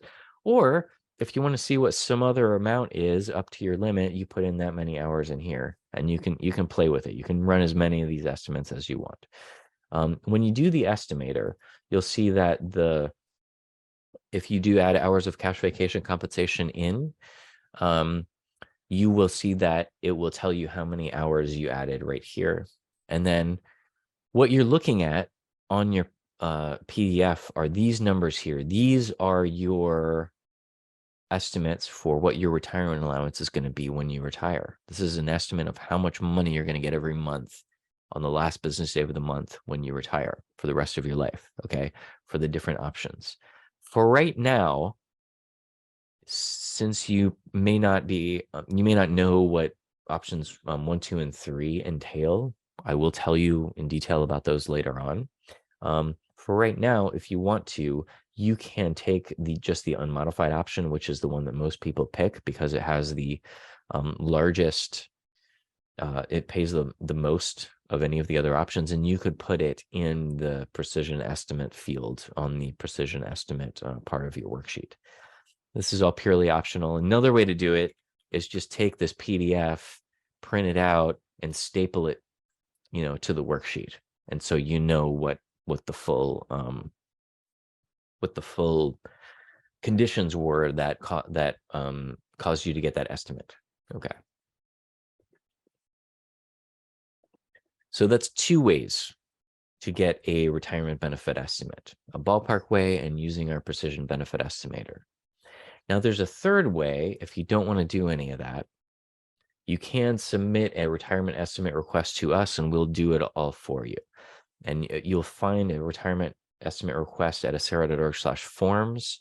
And it's a DocuSign form that you can fill out. You just click on it and fill it out online and hit submit. And then our staff will do the retirement estimate request for you. Now, I will tell you that there is a wait for these because we get a lot of these requests, so you're going to go into a queue, so it could take some days or weeks to get the answer back. Also, we're going to send it to you in the mail, so for security purposes, so there's some wait time involved there.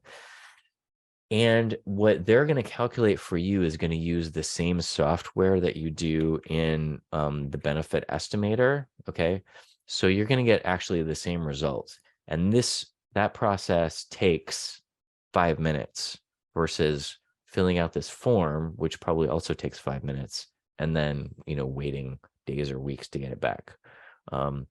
So, that's just a caveat there.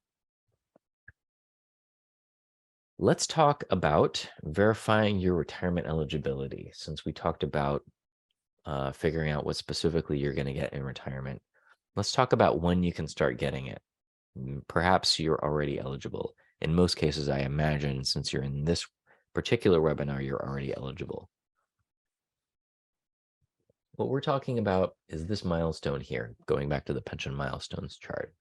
This is the day when you are first eligible to retire. You can retire on this day, or you can continue working and earning more credit toward retirement. I'm going to show you the slide for tiers 1, 2, and 3 first, and then I'll show you tier 4 in just 1 minute. There are 3 different combinations that get you to retirement eligibility. Okay, option number 1 is that you are at least, for tiers 1, 2, and 3, you're at least age 50, and you have at least 5 years of service credit, and you have at least 10 years of membership with Acera. That means that at least 10 years has passed since your date of entry with Acera. For the vast majority of you who are in tiers 1, 2, and 3, who are going to retire soon, you've probably already achieved, and you're going to go straight into retirement. You've probably already achieved both the 5 years of service credit and the 10 years of membership. So you just got to think about being over age 50. But in some cases, people might earn less than, they might have started less than 10 years ago. Let me think when that would be in, now we're in 2023. And tier 4 started in 2013. So I'm not sure that there's going to be anybody in this scenario going forward, because everyone who starts, everyone in tiers 1, 2, and 3 are going to have at least 10 years of membership, or else they went into tier 4. So yeah, I just realized that. But I'll just explain it real fast. If you had, like, say, 9 years of service credit and you stopped working, you would just have to wait an additional year until you achieve 10 years of membership. And then you're over age 50 and then you can retire. Otherwise, you can think of it as just 10 years of service credit over age 50 and retire, and you can retire. Combination number 2, option number 2. You can have 30 years of service credit as a general member or 20 years of service credit as a safety member and retire at any age, even if it's younger than age 50. Option number 3 is you can retire with any amount of service credit at age 70, even if it's less than 5 years of service credit. And I alluded to this at the beginning of the presentation.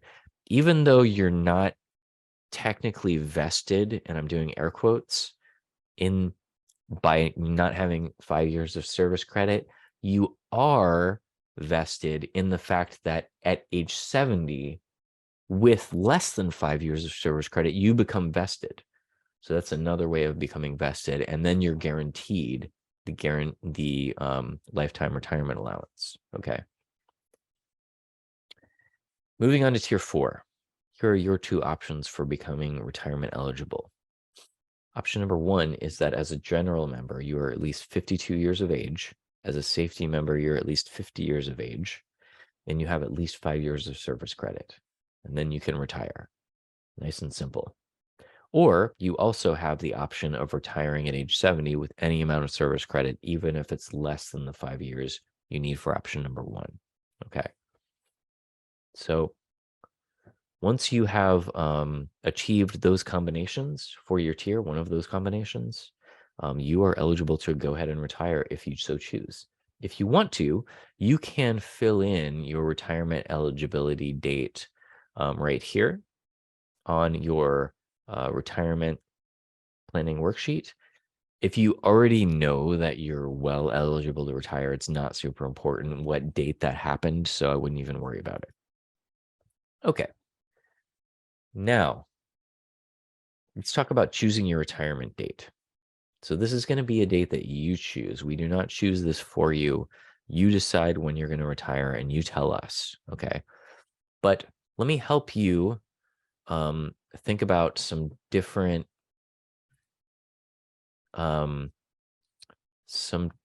topics that might help you when you're choosing that retirement date. It might help you, it might change what date you are actually envisioning. Okay. So we're talking about this date on the pension milestone chart, the date that you choose, your first day of retirement.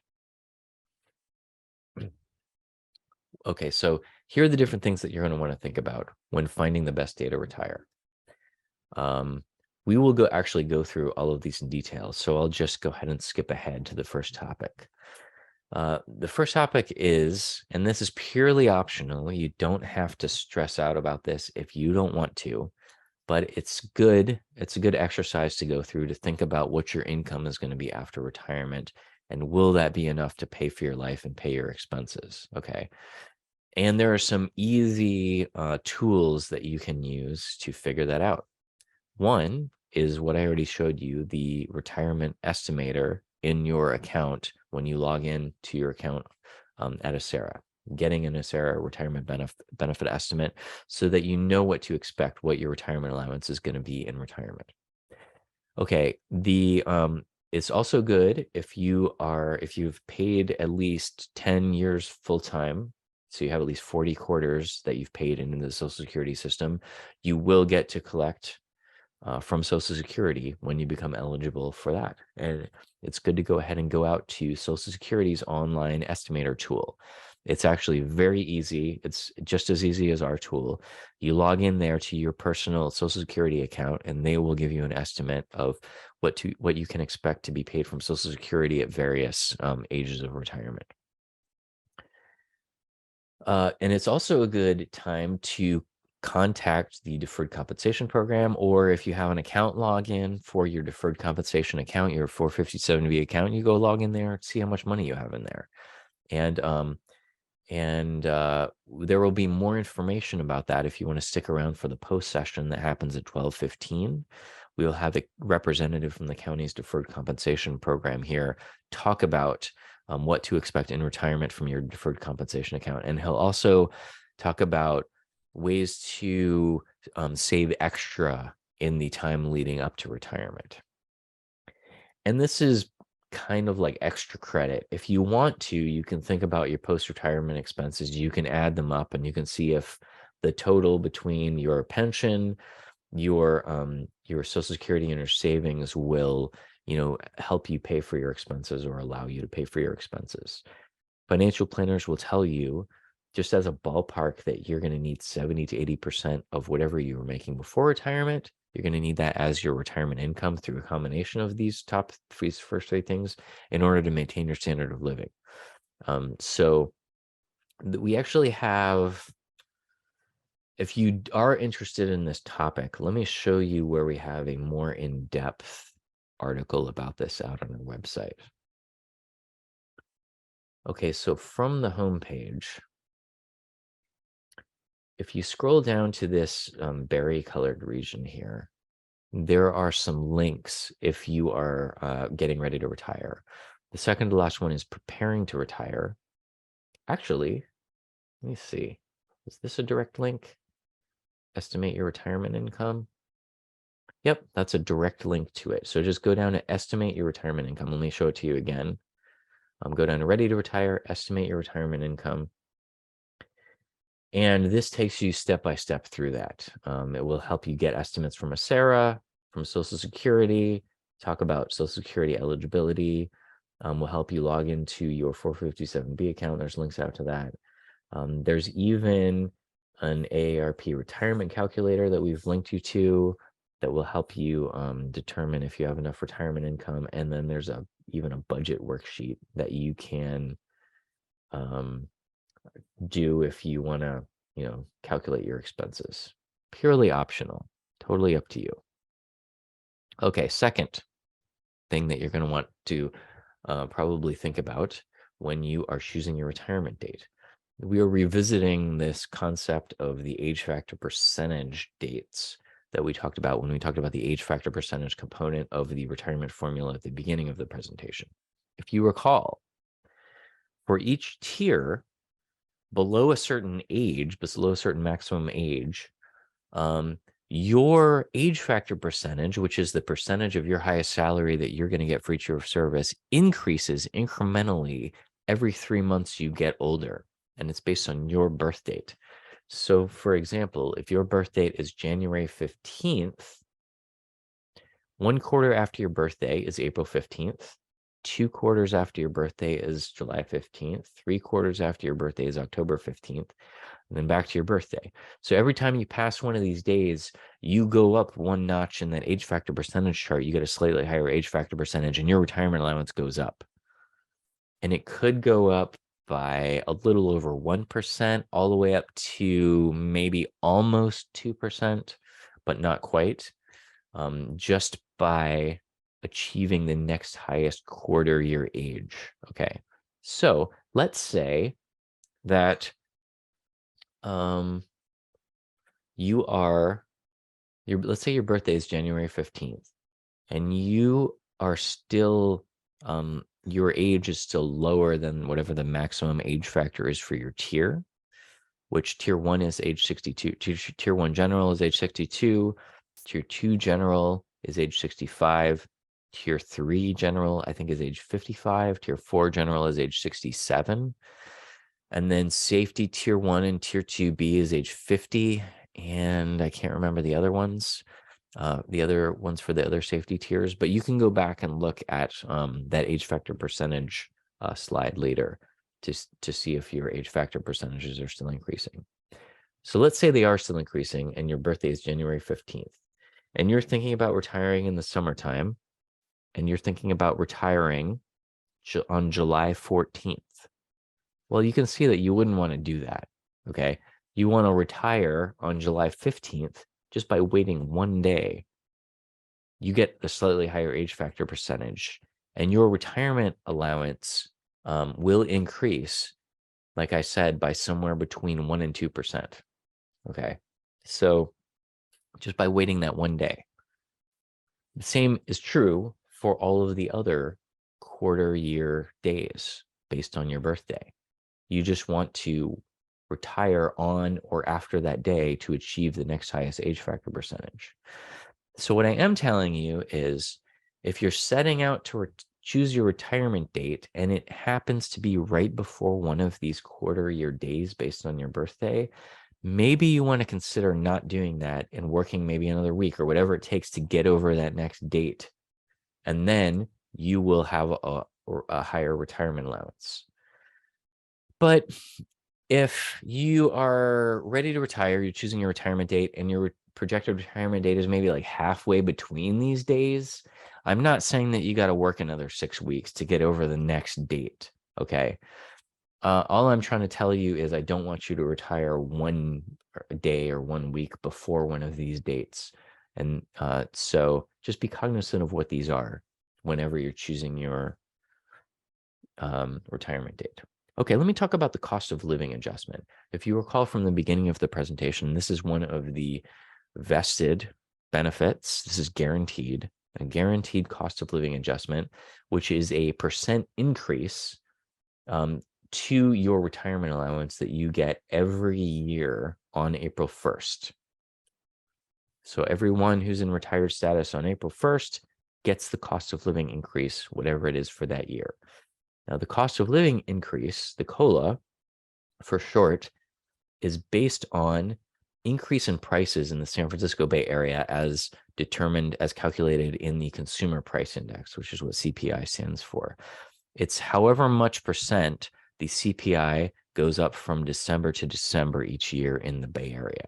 That becomes the cost of living adjustment. So if the CPI increases from December to December 5% one year, well, then when April 1st comes around, the cost of living adjustment is 5% that we're looking at, except don't get too excited because there's a maximum annual limit on how much cost of living increase we can give you.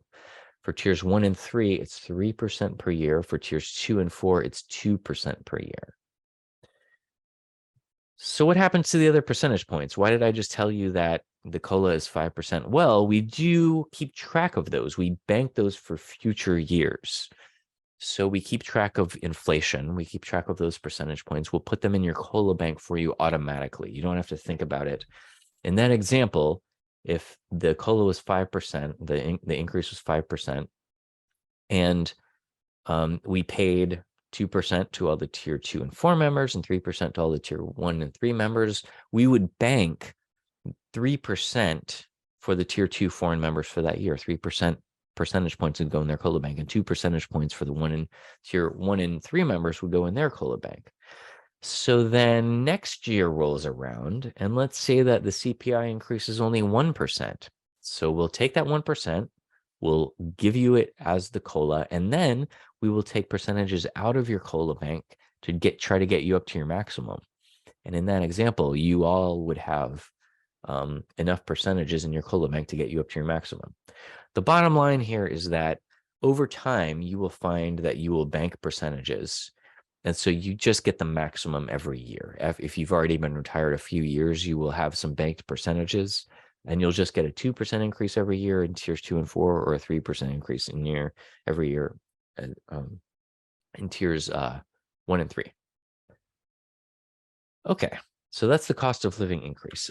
One more thing I'll say about it is posted as of April 1st. And the reason I'm talking about it during the topic of choosing your retirement date is that if you retire on April 1st, that's your first day of retirement as a new retiree, you will have achieved the cutoff for getting the cost of living adjustment that year because you are in retired status on April 1st.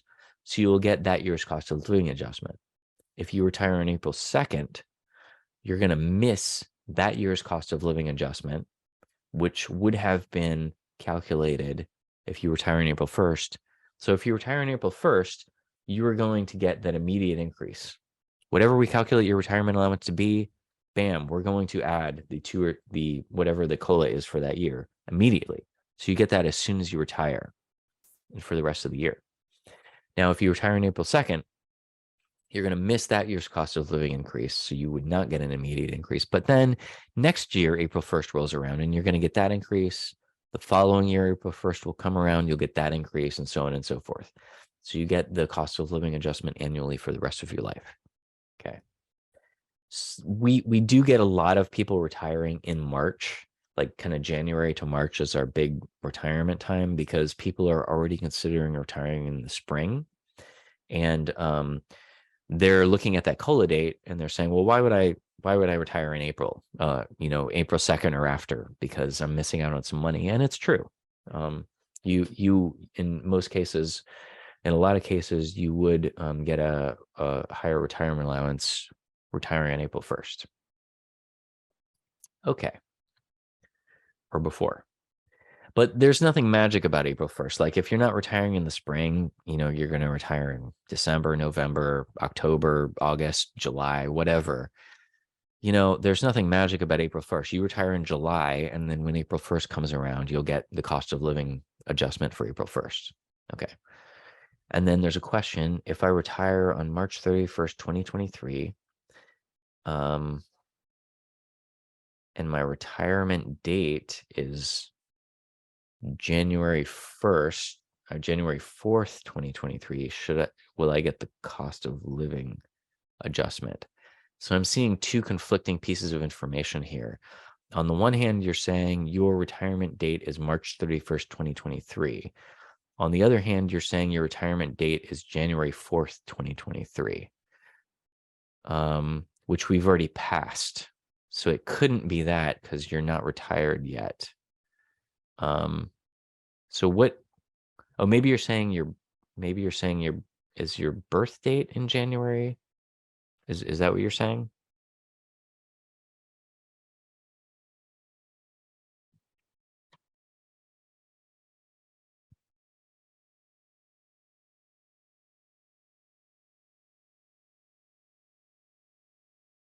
Okay, no worries. So what you're saying is your retirement date is going to be April 1st, 2023. Will you get the cost of living adjustment for 2023? Yes, you will, because you are in retired status as of April 1st, which is the cutoff. So you make the cutoff exactly.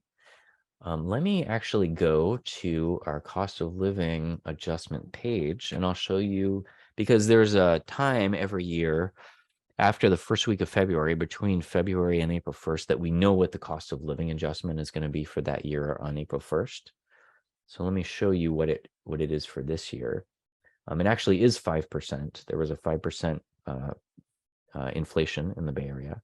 And so the cost of living adjustment for the people who retire as of April 1st, 2023, for tiers 2 and 4 is going to be the maximum 2%, and for tiers 1 and 3 is going to be the maximum of 3%. Okay. So yes, as somebody who's retiring on April 1st, 2023, you will get the cost of living increase immediately upon retirement. Now, sometimes there's a conflict between the age factor percentage and the cost of living adjustment. So in this example, this person is, their birthday is January 15th, and they're a general member, they're age 54. The bottom line here is that their age factor percentages are still increasing. So they do need to, it would behoove them to consider those age factor percentage dates when they're choosing their retirement date. And they want to retire in the spring. So they're thinking, should I retire on April 15th, which is 1 quarter after my birthday of January 15th? and I would achieve the age factor percentage increase that I got on April 15th, but I would miss out on the cost of living adjustment? Or should I retire April 1st and I'll miss out on the age factor increase, but I will get the cost of living adjustment that I would have gotten, that I will get on April 1st. Okay. So in this case, I'm not getting the cost of living adjustment on April 1st because I missed the cutoff, but I am getting the age factor increase on April 15th.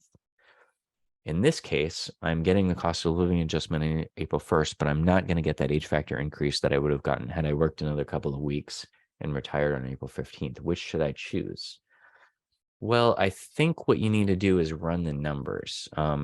What I have been telling people in the past is that if the cost of living adjustment is the maximum, you're going to want to go with the cost of living adjustment because you're going to get a 2% increase or a 3% increase versus a 1% and change increase for the age factor percentage.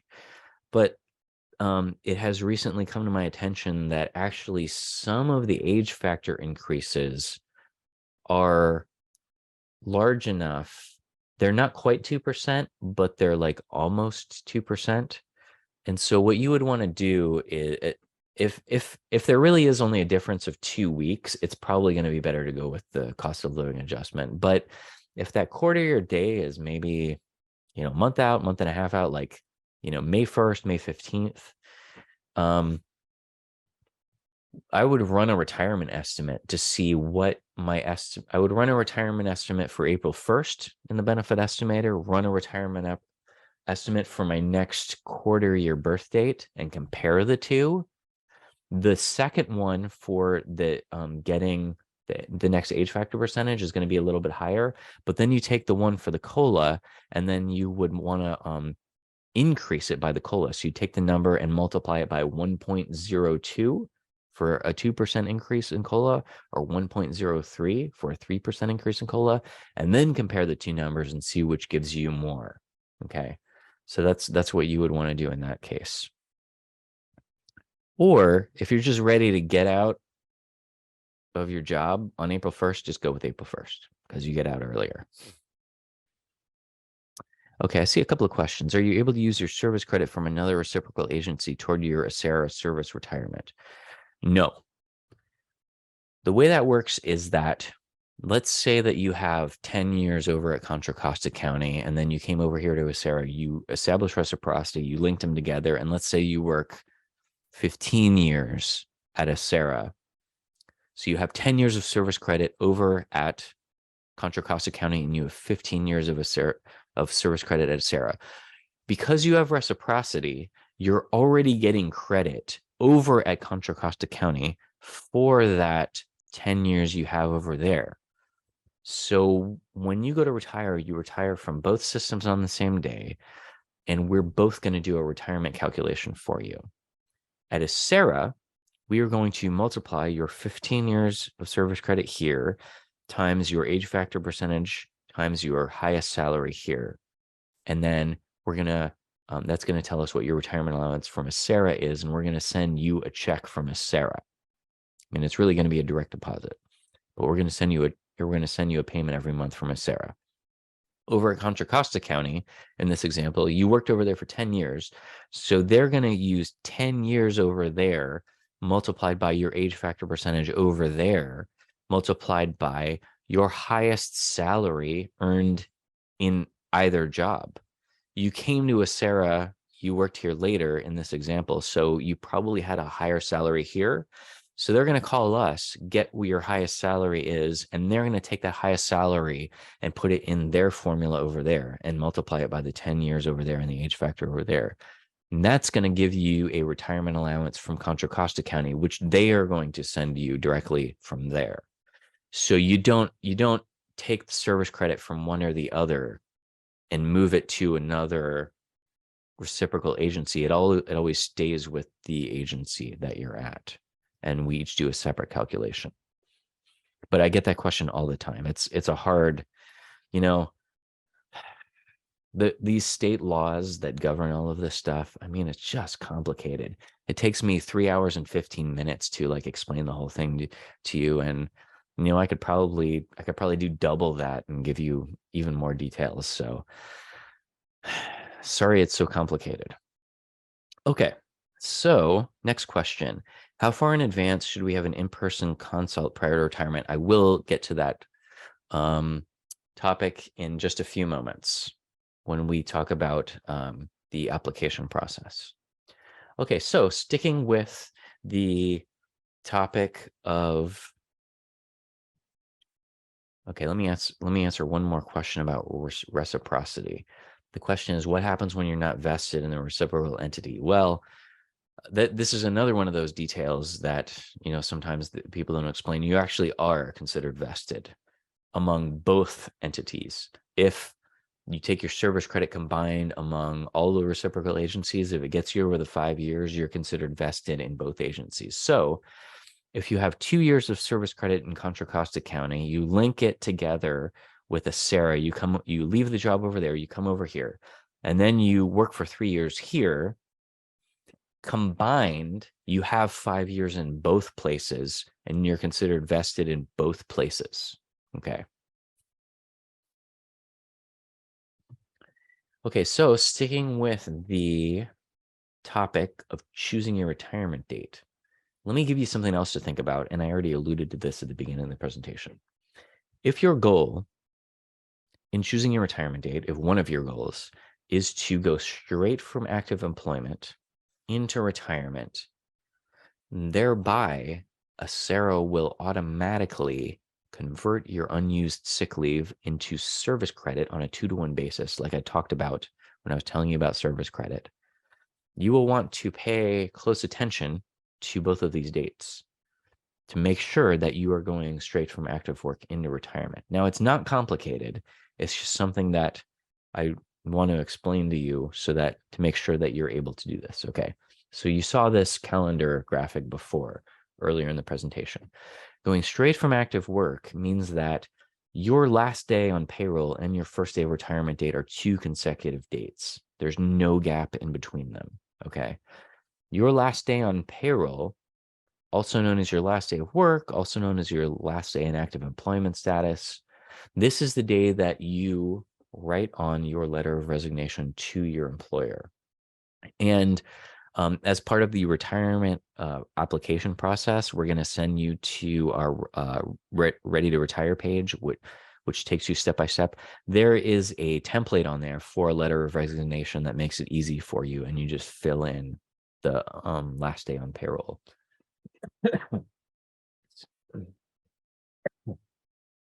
Excuse me.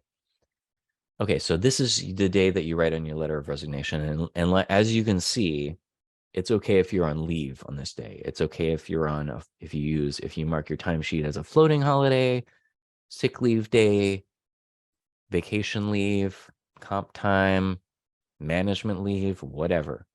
You can be on leave on that day. Okay.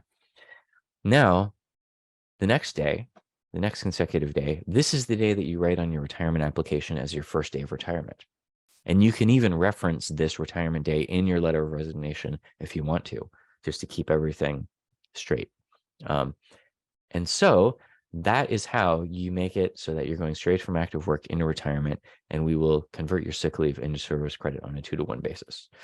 Okay, last topic is a related topic to this, choosing the day thing, getting it exactly right. You are going to want to retire. Your day of retirement that you're choosing should be on a day where you are scheduled to work on the day before, which should be a non-holiday. Okay. So the day that you were scheduled to work should not be a holiday. And again, it's okay to be on leave that day. Now, what the example I'm giving is if you work Monday through Friday, like a lot of people do, your retirement date should not be on a Sunday or a Monday, because the day before Sunday or the day before Monday, you are not normally scheduled to work on Saturday or Sunday. Okay. So if you normally work Monday through Friday, your first retirement date should be either Tuesday, Wednesday, Thursday, Friday, or Saturday, because the previous day you are normally scheduled to work.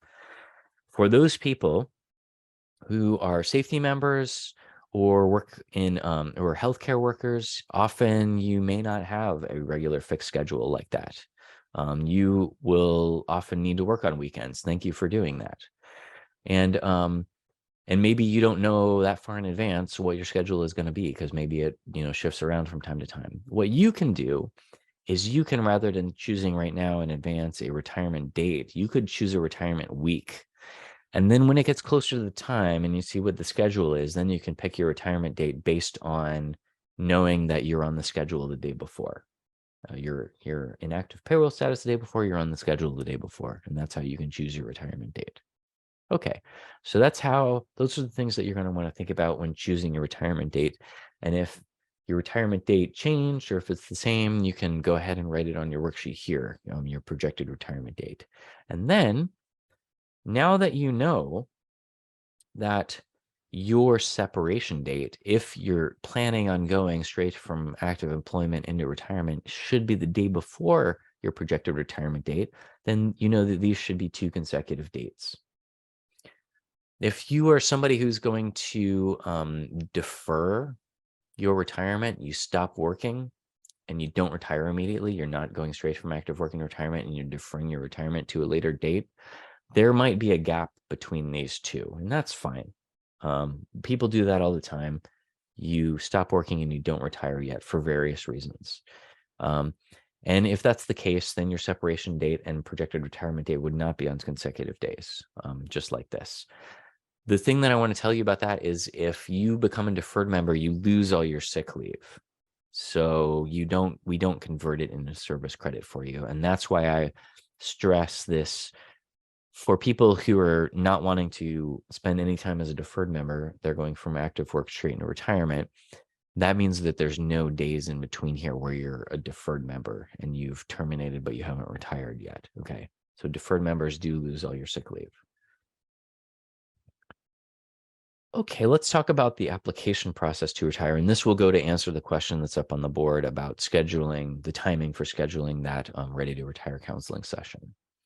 Okay, so what will the retirement application process look like that you're going to go through leading up to retirement? Okay, here it is step by step. Step 1, we want you to go through our preparing to retire section out on our website. Okay, that's at acera.org/prepare, or you can simply navigate to it. I'll show you how to do that from our homepage. So here is our homepage, and you scroll down to the Ready to Retire section right here, and you just click on Prepare to Retire. And this is actually our step-by-step that we want you to go through leading up to retirement. Okay, so it's in chronological order of what you should do first and what you should do last. It looks like there might be a lot of things to do here, but you've already done some of these. We've already verified your retirement eligibility during the presentation, so you can check that off.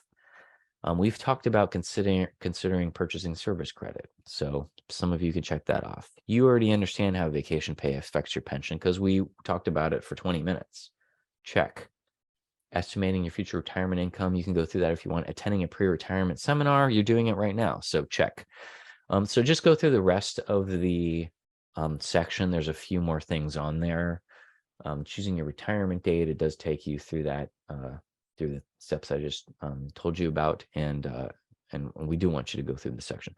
The last 2 steps are going to be scheduling that counseling session or applying to retire. So let me go back to the presentation real fast to move on to step 2.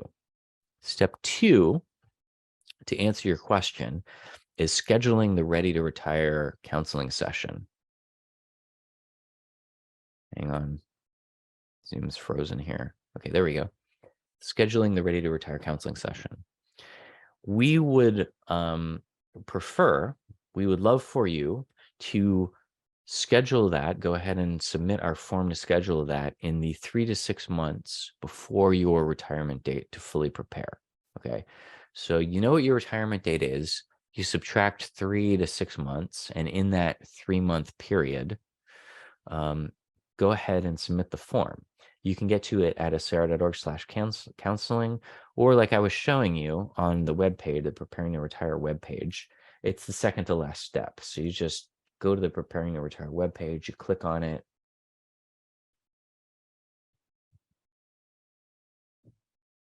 Wait for it to load. Sometimes things take a minute while Zoom is going because it's pretty resource intensive. And then the form for scheduling the Ready to Retire counseling session should pop up. There we go. And you just fill this out and hit submit. Then what happens is one of our staff will review the form. They will contact you and they will get that session scheduled for you. And the session will be scheduled for a time within the 3 months before you retire, within the 90 days before you retire. Okay. And the reason that we ask you to do it that early is because we get some processes going pretty early, some calculations and different things. We want to make sure all of any documentation that you need to submit is all submitted. And that helps you retire efficiently. Okay, step 3 is submitting your retirement application. You may submit your retirement application anytime within the 90 days before your retirement date. So whatever day that you write down on the application, you can submit the application within the 90 days before that. You can't submit it earlier than that, or we will just reject it and tell you got to wait. The last step on that Preparing to Retire page can be found at acera.org/retire. Or again, you just do all the steps on the Preparing to Retire page, and you can see that the last step is applying to retire. And so this takes you step by step through knowing it, and there's a couple of things on here that you've already done, so you can usually skip to step 3.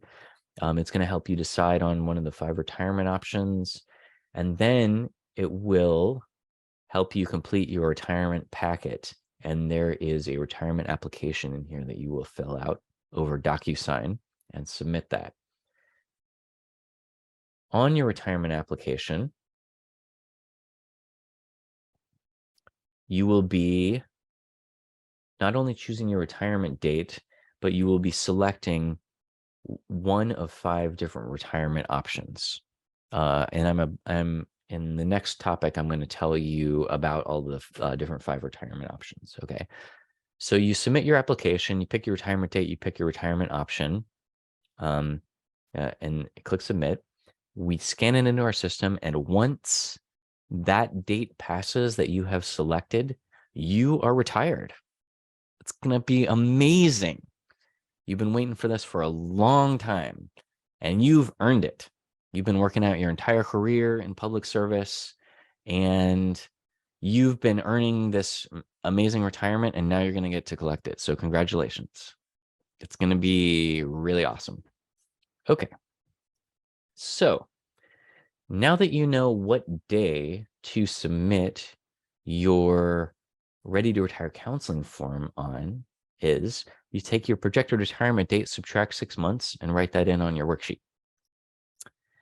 Okay, there's a question up on the board. Let me answer that real fast. How is disability retirement different than regular retirement? So with regular retirement, the way it works is you are basically planning to retire. You institute your plan, and then you retire. Now, with disability retirement, the reason that people do that is because, as you know, you can easily guess, you become permanently disabled and you can't perform your job duties anymore. And so then you have the option of applying for disability retirement. There is a whole process for disability retirement. There's a form that you have to fill out. We have a whole disability unit that takes you through it step by step. There are medical examinations. You got to provide different proofs and go through the medical examinations. There's different stages where the Board of Retirement will review the file. The medical examiner will review the file. It's a pretty involved process. It can take up to a year. But we do help you through it step by step. So if you are permanently disabled and you can no longer perform your job duties, go ahead and contact our disability team. And it's actually a good idea to review our disability information. If you go under members, there's a whole disability retirement section. And what you can do is scroll down. It tells you the different requirements. It takes you step by step through the process. Step 1 is submitting this disability retirement inquiry. And that takes you over to a form, and you fill that out, and it will actually help you work through whether you can submit a disability retirement or not. And then once you go through that, we'll help you through the process. And then the Board of Retirement decides whether you are awarded a disability retirement or not. Now, if you are permanently disabled and you cannot perform your job duties, and you're eligible to retire from the regular retirement, you can go through the regular retirement process. You can go ahead and go through that, and then also apply for disability retirement. And while you're going through all of the steps of disability retirement, you're already retired with the regular retirement, and you are receiving a retirement check to pay for your life. So you can do that as well.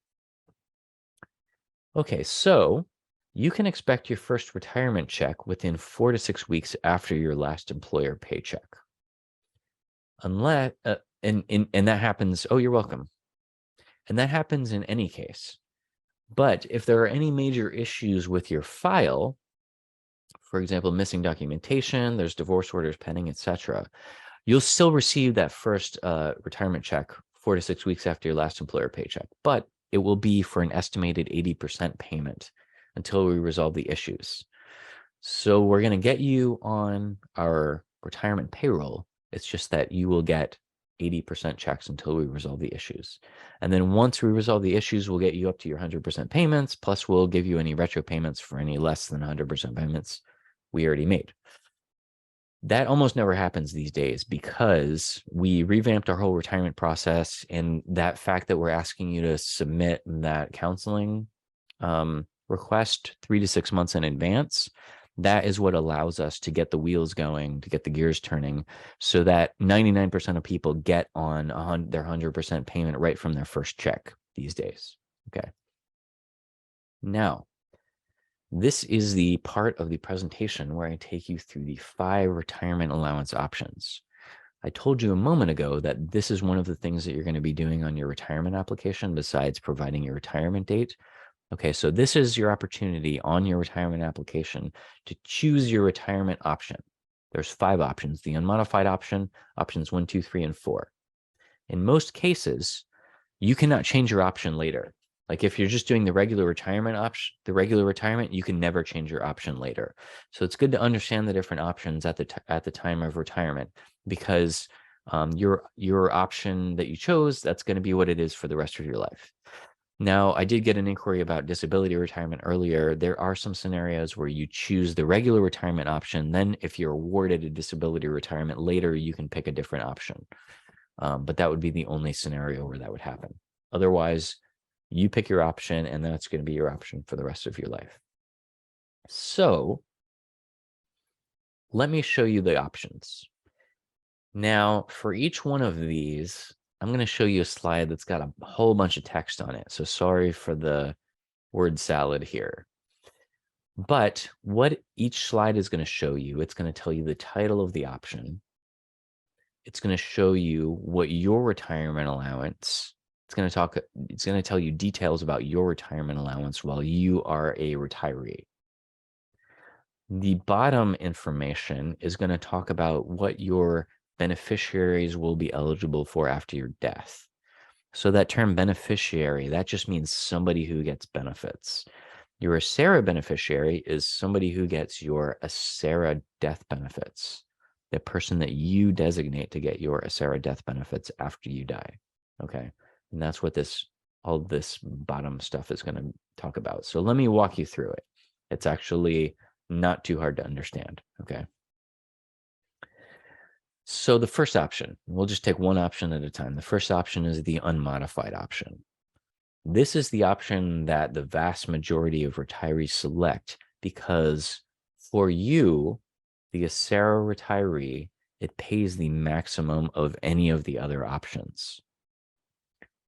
Now, the subtitle to the unmodified option is 60% to a beneficiary. So your beneficiary who's going to get your death benefits, okay, what this allows you to do is it allows you to leave a 60% monthly continuance to your beneficiary. What does that mean? A continuance is simply, that word is simply a continuing payment.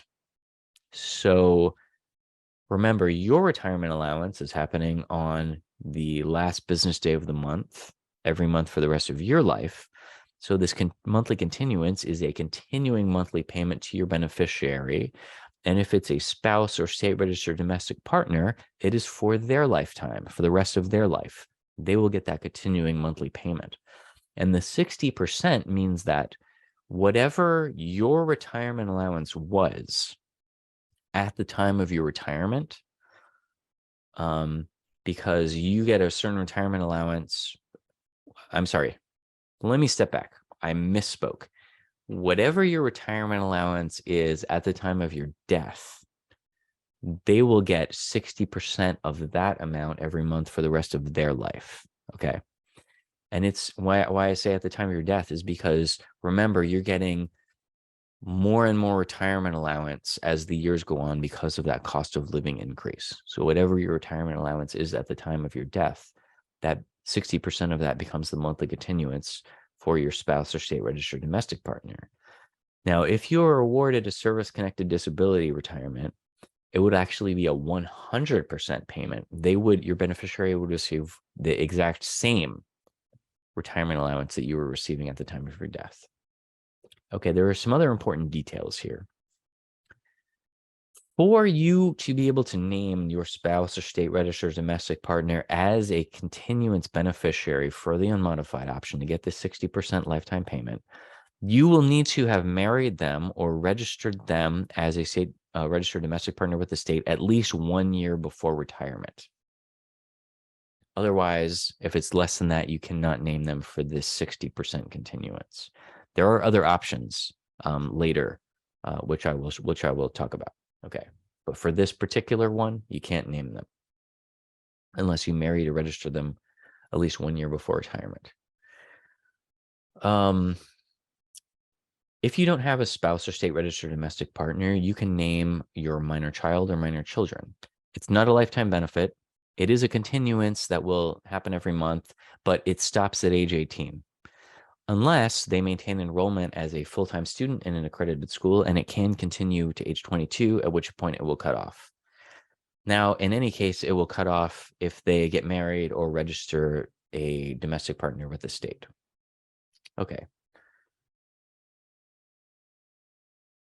So if you don't have one of these people, spouse, state registered domestic partner, minor children, but you want to take the unmodified option, feel free. Go ahead and take it. Lots of people do. Like I said, the vast majority of people take the unmodified option. And you can even still name a beneficiary, just not for a continuance, because for the unmodified option, it has to be one of these 3 types of people. You can name a beneficiary for a one-time lump sum payment. And the one-time payment that your beneficiary would receive after your death is basically a refund of your contribution account at ACERA.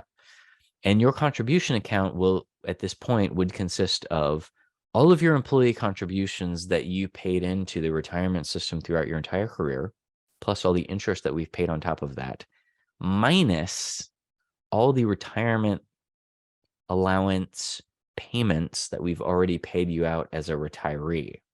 Because when you retire, we start paying you out of your employee contribution account. That money will actually run out within the first 3 to 5 years of your retirement. Okay. But don't worry, because like I said, it's a lifetime retirement allowance. You're going to get it every month for the rest of your life. And so after the employee contributions run out, we start paying out the employer contributions. And when that runs out, we pay out of our investment earnings, which actually pays for 3/4 of your lifetime retirement allowance. Okay, so what that means is that if you die within the first 3 to 5 years, there will be a balance of your employee contribution account left to pay as a lump sum to a beneficiary. If you die after that time, there will not be.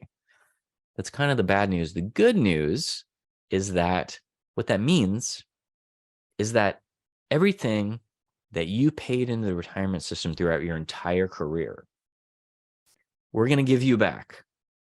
through these monthly payments within your first 3 to 5 retired years. You're going to get all that money back. And then you may be retired another 10, 15, 20, 30, 40 years, depending on how long you live. And everything after that is just like this amazing bonus that you get by participating in a defined benefit pension plan. I mean, it's not really a bonus because that's just the way the pension system works.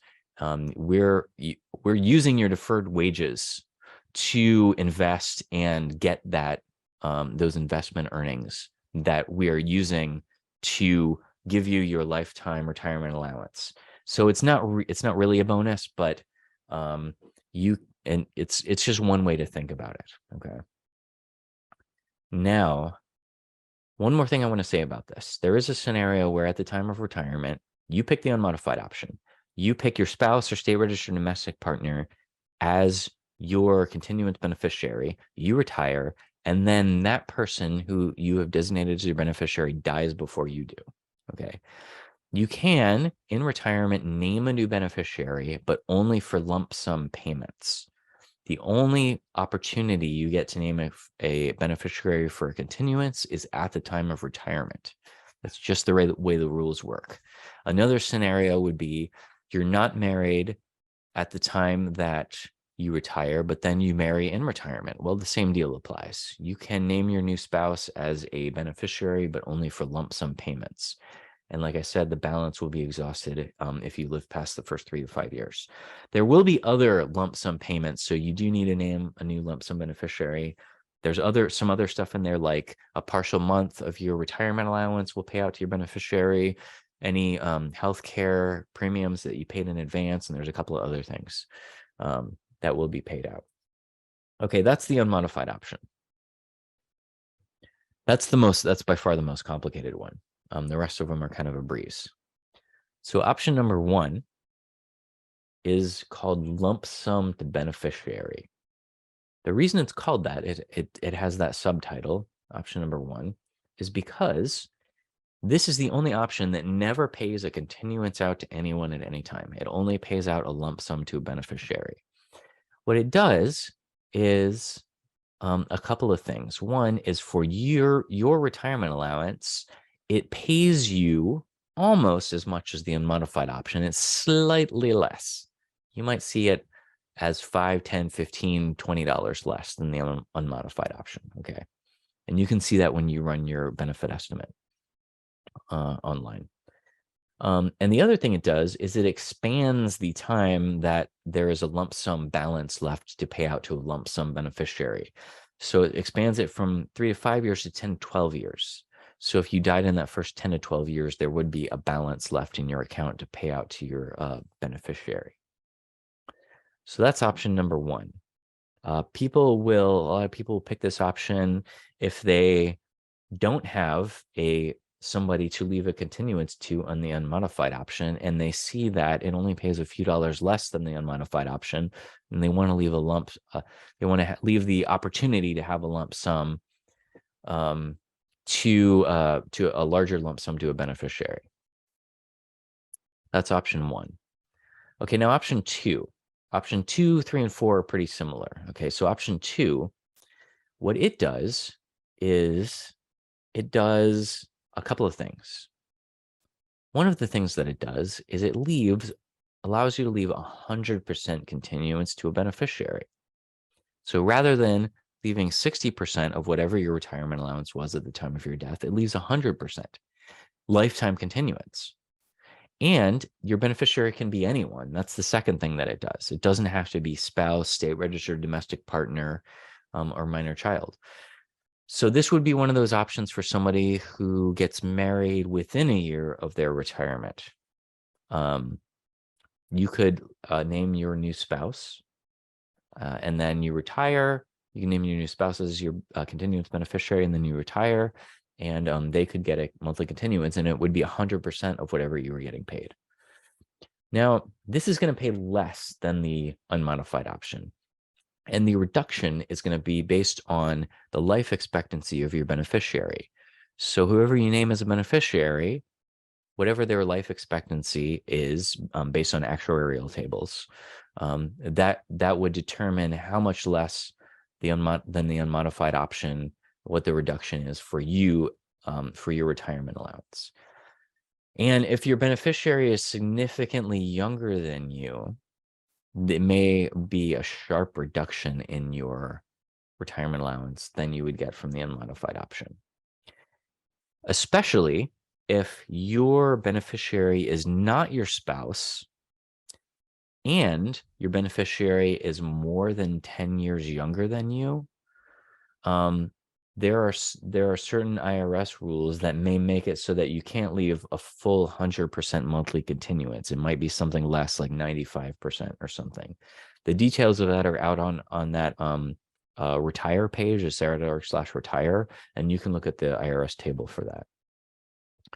Now, if you do choose option 1, you name a beneficiary for 100% continuance, and you start receiving your retirement allowance, and your beneficiary dies before you do, again, you cannot name a beneficiary for a continuance after your retirement. You can name you can name a new beneficiary for a lump sum. It also another caveat here is that we're not going to recalculate your retirement allowance because your beneficiary did not live out their actuarial life expectancy. We don't recalculate your retirement allowance. Whatever your retirement allowance is calculated to be at the time of your retirement, that's what it's going to be for the rest of your life, plus cost of living adjustments, no matter what option you choose. Okay, so we never go back and recalculate your retirement allowance. Okay, so this is option number 2.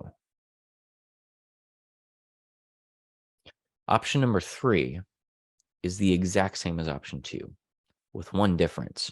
Rather than leaving a 100% continuance to a beneficiary, you are leaving a 50% continuance to a beneficiary. And again, the beneficiary can be anyone.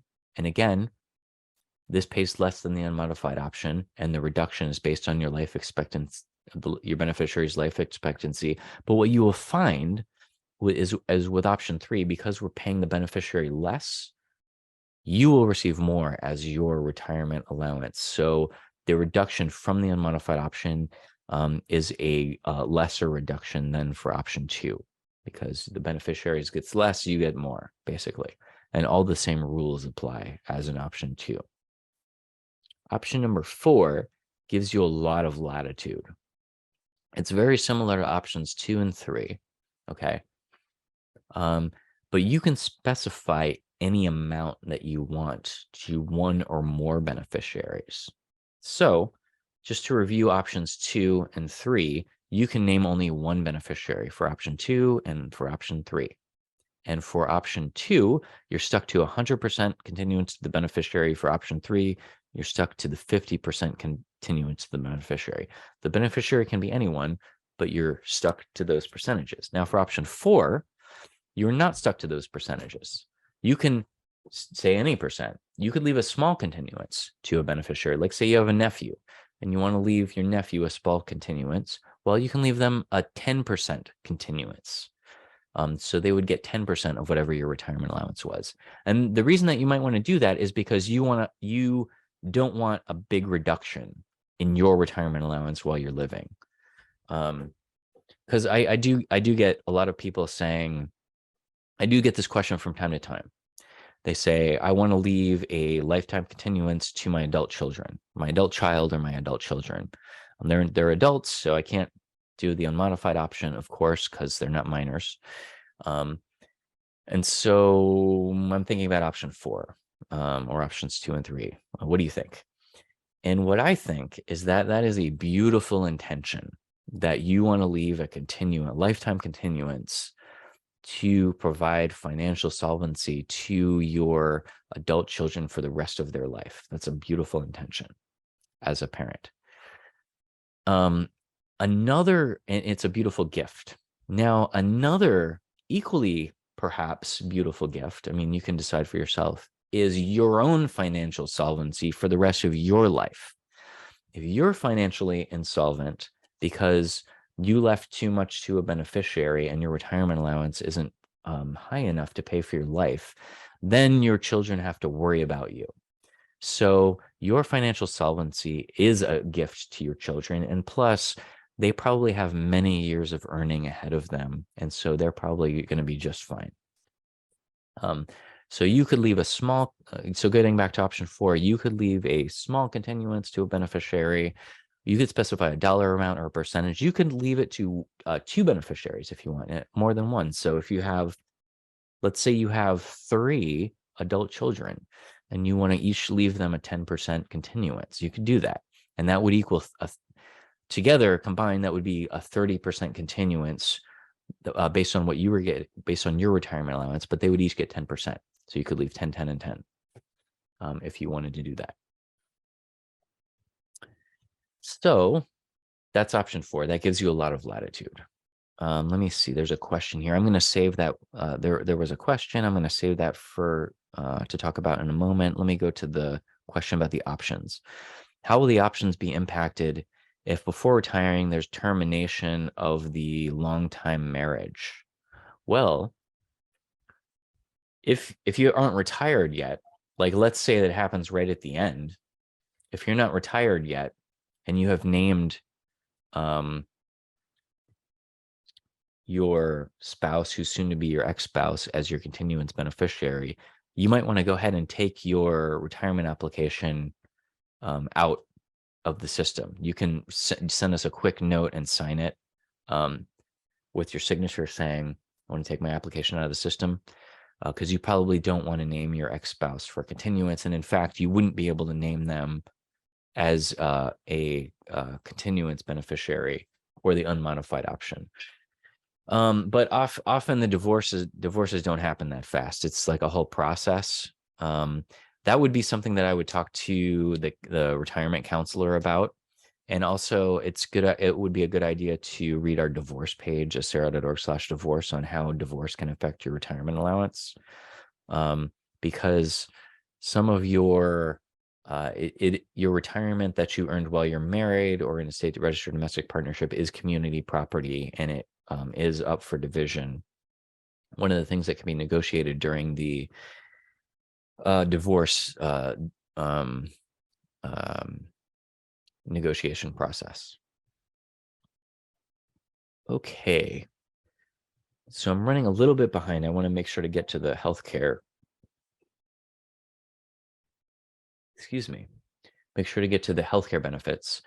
So let me just show you again these screenshots. And there is a quick question. Let me take the question. How many weeks of vacation? Where can I find how many weeks of vacation I can sell per year? I'm tier 2. You have to ask your employer. Usually your payroll clerk knows that, or your human resources department knows what the rule is on how much vacation you're allowed to sell per year.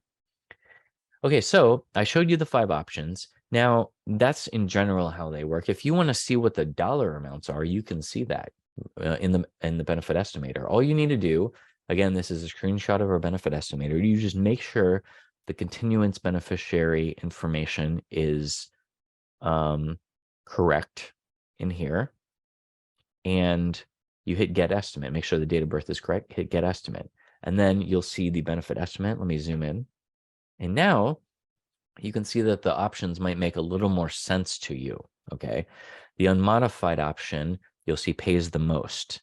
You'll see the beneficiary allowance for that is 60% of the member allowance. You'll see option number 1 doesn't have a beneficiary allowance because it doesn't leave a continuance ever to anyone. You'll see options. You'll see option 1 also is a little bit less. In this example, it looks like it's $9 less than the unmodified option.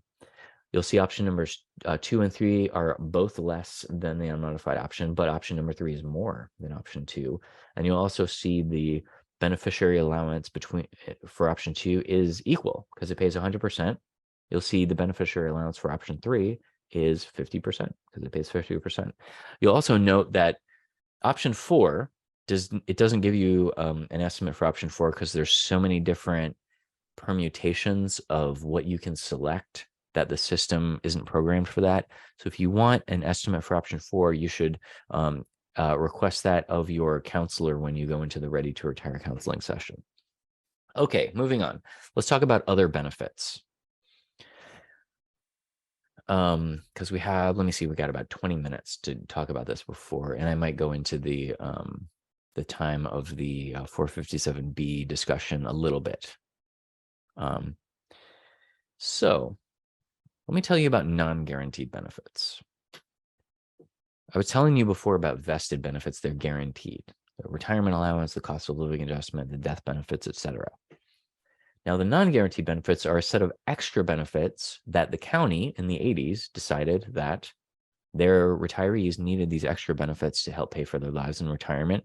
So they started a reserve fund that ACERA runs called the Supplemental Retiree Benefits Reserve. And our Board of Retirement governs this reserve fund that pays for these subsidies for healthcare and for the supplemental cost of living adjustment. Now, because I'm telling you this, because the Board of Retirement governs it, and their goal is to ensure that that reserve fund stays sustainable so that we can continue to offer these extra benefits, they may adjust the benefits periodically depending on how sustainable the fund is. And they study it every year with an actuary. And currently, the fund is as sustainable as it's ever been. There's over $1 billion in the fund. And the sustainability measure is as high as it's ever been. But that's just to tell you the non-guarantee part of it comes from the fact that benefits may be reduced or eliminated or held the same from year to year and not increased in order to maintain the fund sustainability. Now, what I'm showing you here is a list of the benefits. There's and the years of service, a ACERA service credit it takes to qualify for the benefits. The first benefit is a medical subsidy known as the monthly medical allowance. That's our name for our medical subsidy. That's what MMA stands for. And you can see there's 3 levels of the monthly medical allowance, depending on how many years of ACERA service credit you achieve by the time you retire. Also note that it says ACERA service credit. This is one of the rare instances where reciprocity doesn't take effect, does not affect this. This is ACERA service credit only. Okay, there's also a dental subsidy and a vision subsidy that pay for the cost of being enrolled in our dental and vision plans. There's a Medicare subsidy and a supplemental cost of living adjustment that prevents your buying power from eroding in retirement. Let me tell you about each one of these different benefits and how they work. First of all, in the context of the entire set of benefits, one of the basic benefits, and I'm doing air quotes, is the fact that ACERA provides you the opportunity to enroll in medical, dental, and vision plans so that you can have medical, dental, and vision coverage in retirement. Even if you don't qualify for the subsidies, as long as your retirement allowance is enough to cover the cost of the premium of being enrolled in the plans, you can enroll, even if you aren't eligible for the subsidies. So that's one of the benefits of ACERA, is just the fact that you have the opportunity to enroll in the plans. Now, if you do meet the service credit amount to qualify for the benefits, then you're eligible for the subsidy. So let me tell you about the subsidies. And a subsidy just means, there's a cost for something and it is an amount being offered as a benefit to help cover that cost. That's just what subsidy means. First of all, our monthly medical allowance, it is non-guaranteed like all of the rest of the benefits I'm talking about right now. So it's extra. What it does is it offsets the costs of being enrolled in ACERA-sponsored retiree medical plans. So no outside plans that are outside of ACERA, only the plans that we offer. We do have group plan options where the monthly medical allowance pays for helps you pay for the premiums. We do have individual plan options where the monthly medical allowance helps you pay not only for the premiums, but copays and deductibles. The amount of the monthly medical allowance is set annually by ACERA's Board of Retirement. Any cost for being enrolled in one of these plans or any cost you incur in these plans above the amount of the monthly medical allowance, you're responsible for paying. And that does happen in a lot of situations, which I'll show you. And then this subsidy, and in fact, all of the other subsidies, are only available for you, the retiree. They only cover your healthcare costs, not for your beneficiaries, survivors, former spouses, dependents, family members. You can enroll them in the coverages and the plans, but the subsidies only pay for your coverage, help you pay for your coverage. Here are the amounts for 2023 for the monthly medical allowance. You can see that the 20-year full monthly medical allowance is $616.12. The 15-year monthly medical allowance is 3/4 of that, $462.09, and the 10-year monthly medical allowance is $308.06, which is half of the full amount. This is the monthly dollar amount that, if you're eligible for it with either 10, 15, or 20 years, you would have. These are the dollars that you would have to pay for the costs of the medical plans. So let me show you the medical plans and the costs. So here's a list of them. First of all, our open enrollment is November of every year. So November is your annual opportunity to change plans. Now, you going into retirement is a qualifying event to get into one of our plans at any point during the year. So you have 30 days to do it, but don't stress out about that, because your counselor will help you choose a plan, help you get enrolled in it, so that you go right from your active plan into one of our retiree plans without a gap in coverage. So we make sure that everybody can go right into one of our plans. What you're seeing is a table detailing the names of our plans. It's separated into non-Medicare eligible plans and Medicare eligible plans. Medicare is the federal government's healthcare system, and you're generally eligible for that at age 65 or over, unless you have a qualifying condition that makes you eligible earlier than that. You can see that there's 3 companies being represented here: Kaiser Permanente, United Healthcare, and Via Benefits. Kaiser Permanente and United Healthcare are our group plan companies, and Via Benefits is a private insurance exchange that we contract with to provide individual plans. What I'm going to explain to you when I show you the plans, I'll talk about the non-Medicare eligible group plans first. Then I'll talk about the Kaiser Permanente Medicare eligible plan. And then I'll talk about both Via Benefits individual options combined, because it's more efficient that way. I'm only going to show you a couple of details about each plan, mostly the costs. The full plan details are available in our annual enrollment guide that we publish every year in October, and you will receive in the mail every year in October. You can check out a PDF copy if you go to acera.org/guide. What you're seeing now is a table of all of our non-Medicare group plans and their costs. So it's whether you enroll just yourself, self plus one, or family. They all have $15 copays, and these are all for California service areas. The service areas are the Bay Area, Sacramento, Fresno, Southern California, and for Kaiser, they also have Santa Cruz. If you live inside the service area, you can enroll in the group plan. If you live outside the service area, you cannot enroll in the group plan, and you would be looking at one of our individual plans through Via Benefits. So if you live in any other state besides California, you would be looking at the individual plan options. And you can see that the United Healthcare Signature Value HMO is the cheapest plan at $843.94. And you may also note, if you look at the self-premiums, going back to the self-premium table, or the MMA table, that even at the 20-year level, it doesn't cover the full cost of the non-Medicare group plans. It just doesn't. So you might owe another like $200+ to be enrolled in the Kaiser plan or the United Healthcare Signature Value HMO.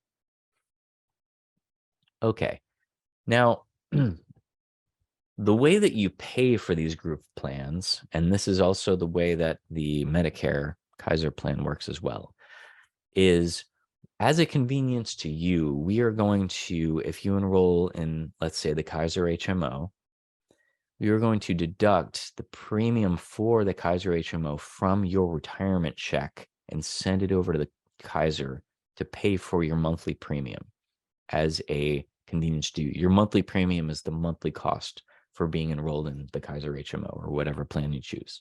So what you're seeing here is a very crude graphic showing you your gross pay, your check stub, your Acera check stub, you have your gross pay. We're going to deduct the premium amount, send it over to Kaiser. And then if you're eligible for the monthly medical allowance, we'll put whichever one you're eligible for back in the additions column, and then showing you your net pay. One thing I do want to mention, none of these non-guaranteed benefits, none of these subsidies are taxable income. You do not have to pay taxes on them. We have it worked out with the IRS.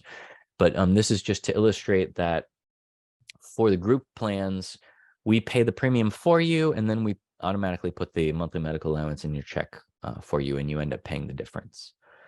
Okay, what you're seeing here is a table with the Kaiser Permanente Senior Advantage Medicare group plan costs. Now, what a Medicare plan is it is an extra plan that sits on top of basic Medicare, and it provides a higher level of care for you. All you need to do to enroll in this is enroll in Medicare Parts A and B through the federal government, and then enroll in the Kaiser Permanente Senior Advantage plan.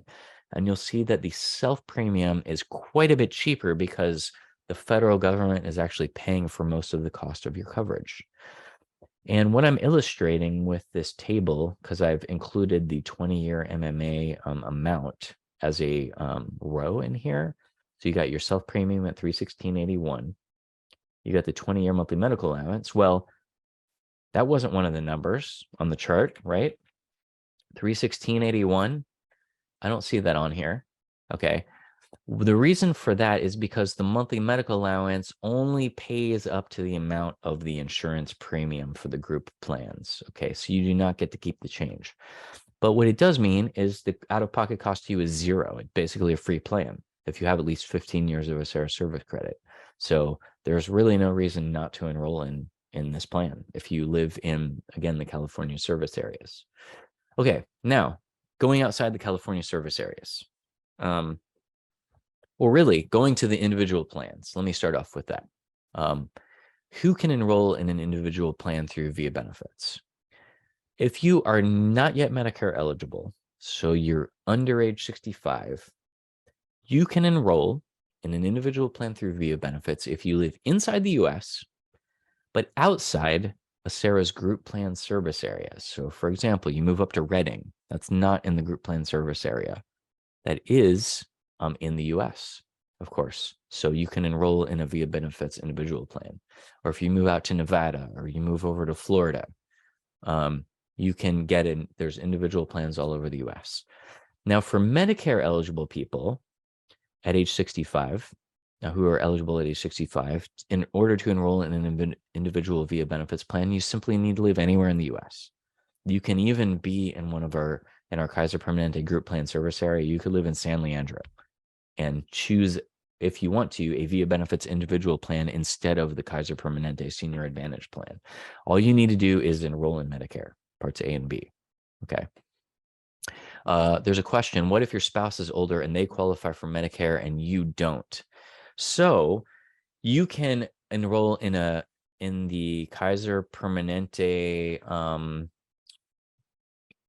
You can enroll with Kaiser if you live in the service area. And in that case, you would be looking at only one spouse has Medicare. And then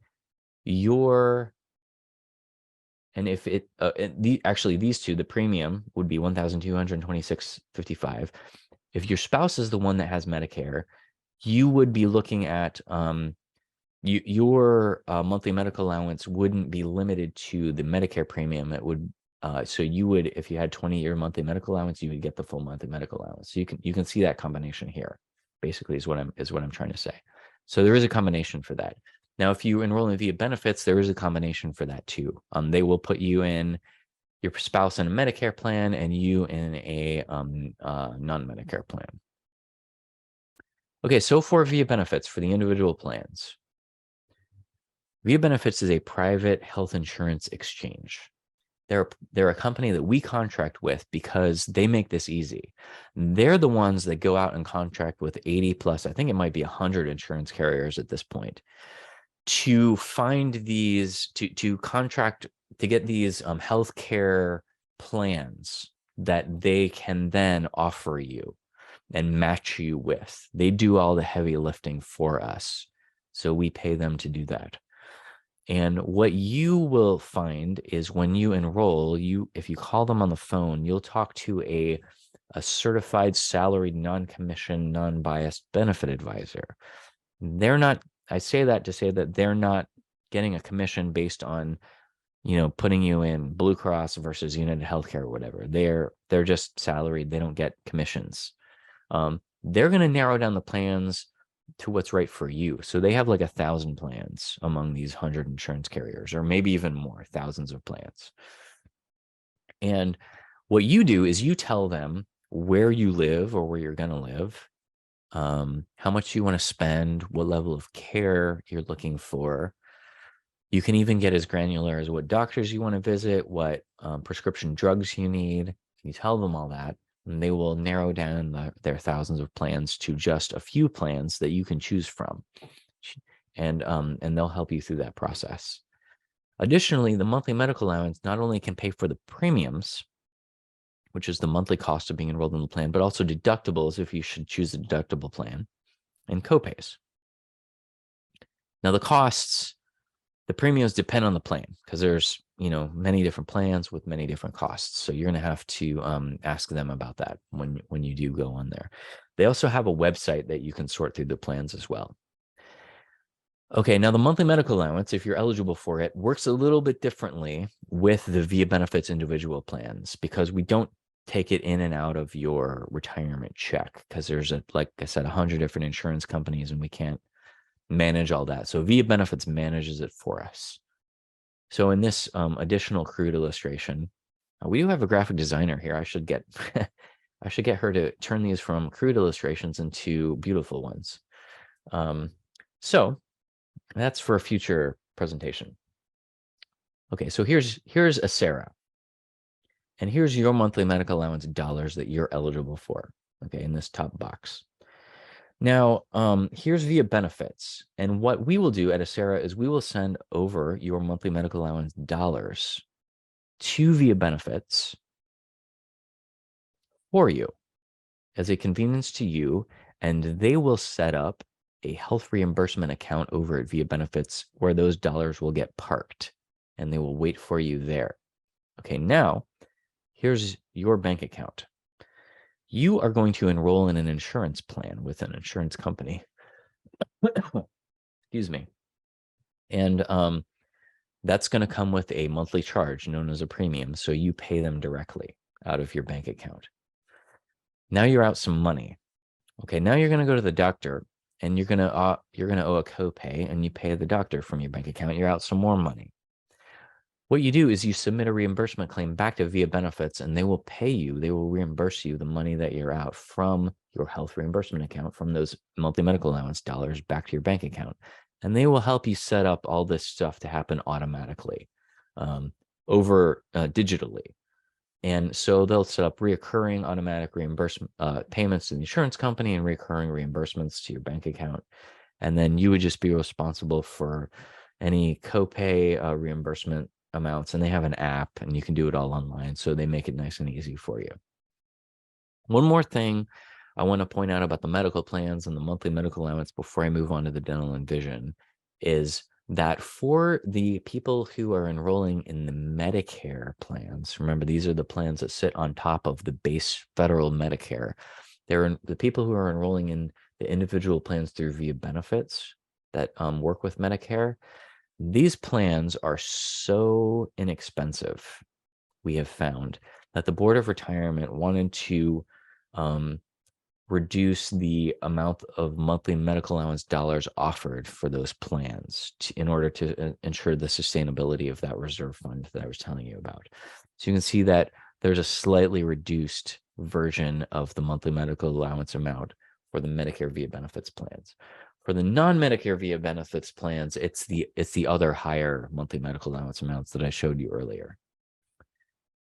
Okay, moving on to dental. When you retire, and you retire with at least 10 years of Acera service credit, Acera mandates that you must participate and enroll in one of our 2 dental plans.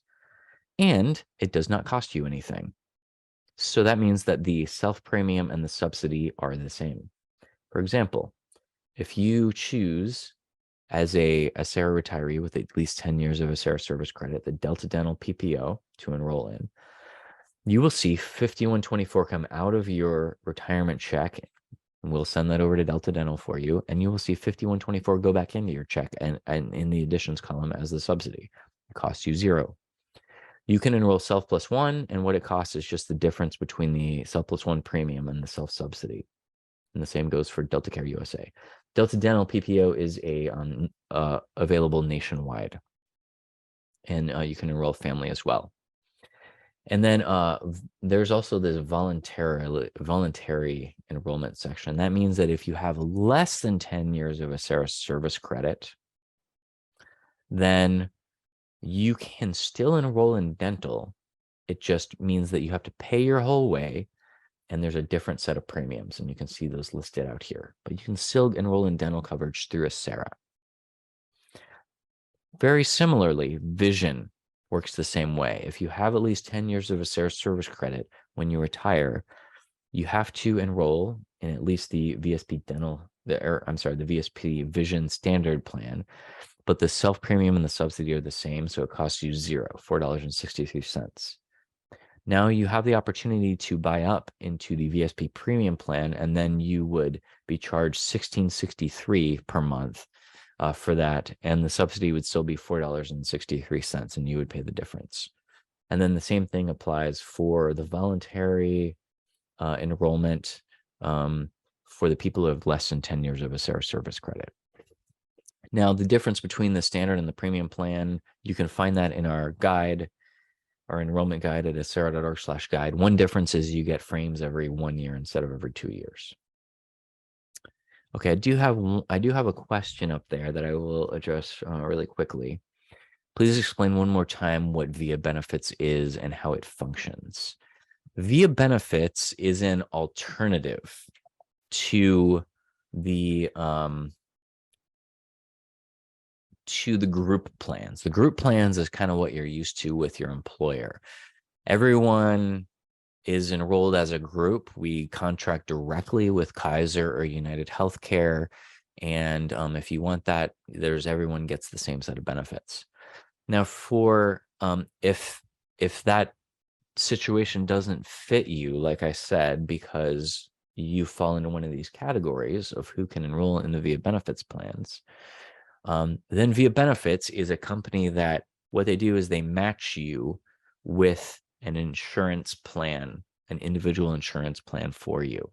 So they will narrow down thousands of different plans to just a few plans that work for you and match you with that plan and get you enrolled in it and help you through the entire process, all the way up to getting enrolled and then getting, if you are eligible for the monthly medical allowance, getting reimbursed that monthly medical allowance amount. So that's what VIA Benefits is. They're a private health insurance exchange. They're basically a private company that facilitates you getting enrolled in an individual medical plan so that you have medical coverage in retirement on an individual basis. Okay, the second to last non-guaranteed benefit, and sorry, Gene, I'm eating into your time just a little bit, but I'm almost done. I'm almost there, is the Medicare Part B reimbursement plan. This is again, non-guaranteed, non-vested benefit that is paid out of the reserve funds. And what this does is this reimburses a lot of the cost, sometimes all of the cost of you being enrolled in Medicare Part B. Okay, so what happens is you turn 65, you enroll in Medicare Parts A and B. If you already have paid into the Medicare system for at least 10 years, Medicare Part A is free for you. If you haven't, you can buy into Medicare Part A. You can pay for it. A lot of safety members, that's what you would be looking at, okay? Now, Medicare Part B for everyone has a cost. If you already are getting paid by Social Security, they'll take it out of your Social Security check. If you haven't if you haven't started collecting Social Security yet, they'll bill you quarterly, okay? But for the monthly cost. They'll bill you quarterly, so it'll be 3 months worth. And they will charge you for being enrolled in Medicare Part B. Now, that base cost that people at the lowest income level get charged for Medicare Part B for 2023 is $164.90 per month. And it just so happens that the Board of Retirement has decided to pay this benefit at that base level. So whatever the lowest level that any of our members pay for Medicare Part B is to the federal government, that is the Medicare Part B reimbursement plan subsidy. So what happens is you will pay $164.90 per month to Medicare, and then we will put $164.90 into your retirement check. And again, that's not taxable income to offset the cost of being enrolled in Medicare Part B. All you need to do to qualify for this is have at least 10 years of ACERA service credit when you retire or be awarded a service-connected disability retirement. You must enroll in Medicare Part B and maintain enrollment, and you have to submit the Medicare Part B reimbursement plan form, enrollment form, one time. And you want to do that at the time that you're enrolling in Medicare. And we will help you enroll in Medicare. I'm not going to take a deep dive into Medicare, but I do want to show you that if you go under news and events on our website and you look in the menu right under retirement planning seminars, we also offer Medicare transition seminars, and you can see what that is. If you turn 65 in retirement, you'll get an invitation from us in the mail. If you've already turned 65 before retirement, you can just go ahead and enroll in one of these Medicare transition seminars. Or we have a video of the seminars right out on the page. You can just watch it if you want at your leisure while you're kicking back after work and eating ice cream. So that's if that's how you want to spend your spare time, you can do that. Going to the Medicare transition webinar. Otherwise, it's during work hours, and you can check with your manager on attending that live. And that's a live webinar that we do over Zoom. We will remind you during that webinar to enroll in the Medicare Part B reimbursement plan. We'll also remind you at the time of retirement if you're going into Medicare in retirement. We also remind you every year in our enrollment guide. And the reason I keep stressing that is because occasionally someone will forget to enroll. They'll come back later and say, "Can you pay it to me retroactively?" And we just don't pay it retroactively. Okay, but it happens very rarely. Most people remember to enroll. Fifth and final non-guaranteed benefit is the supplemental cost of living adjustment.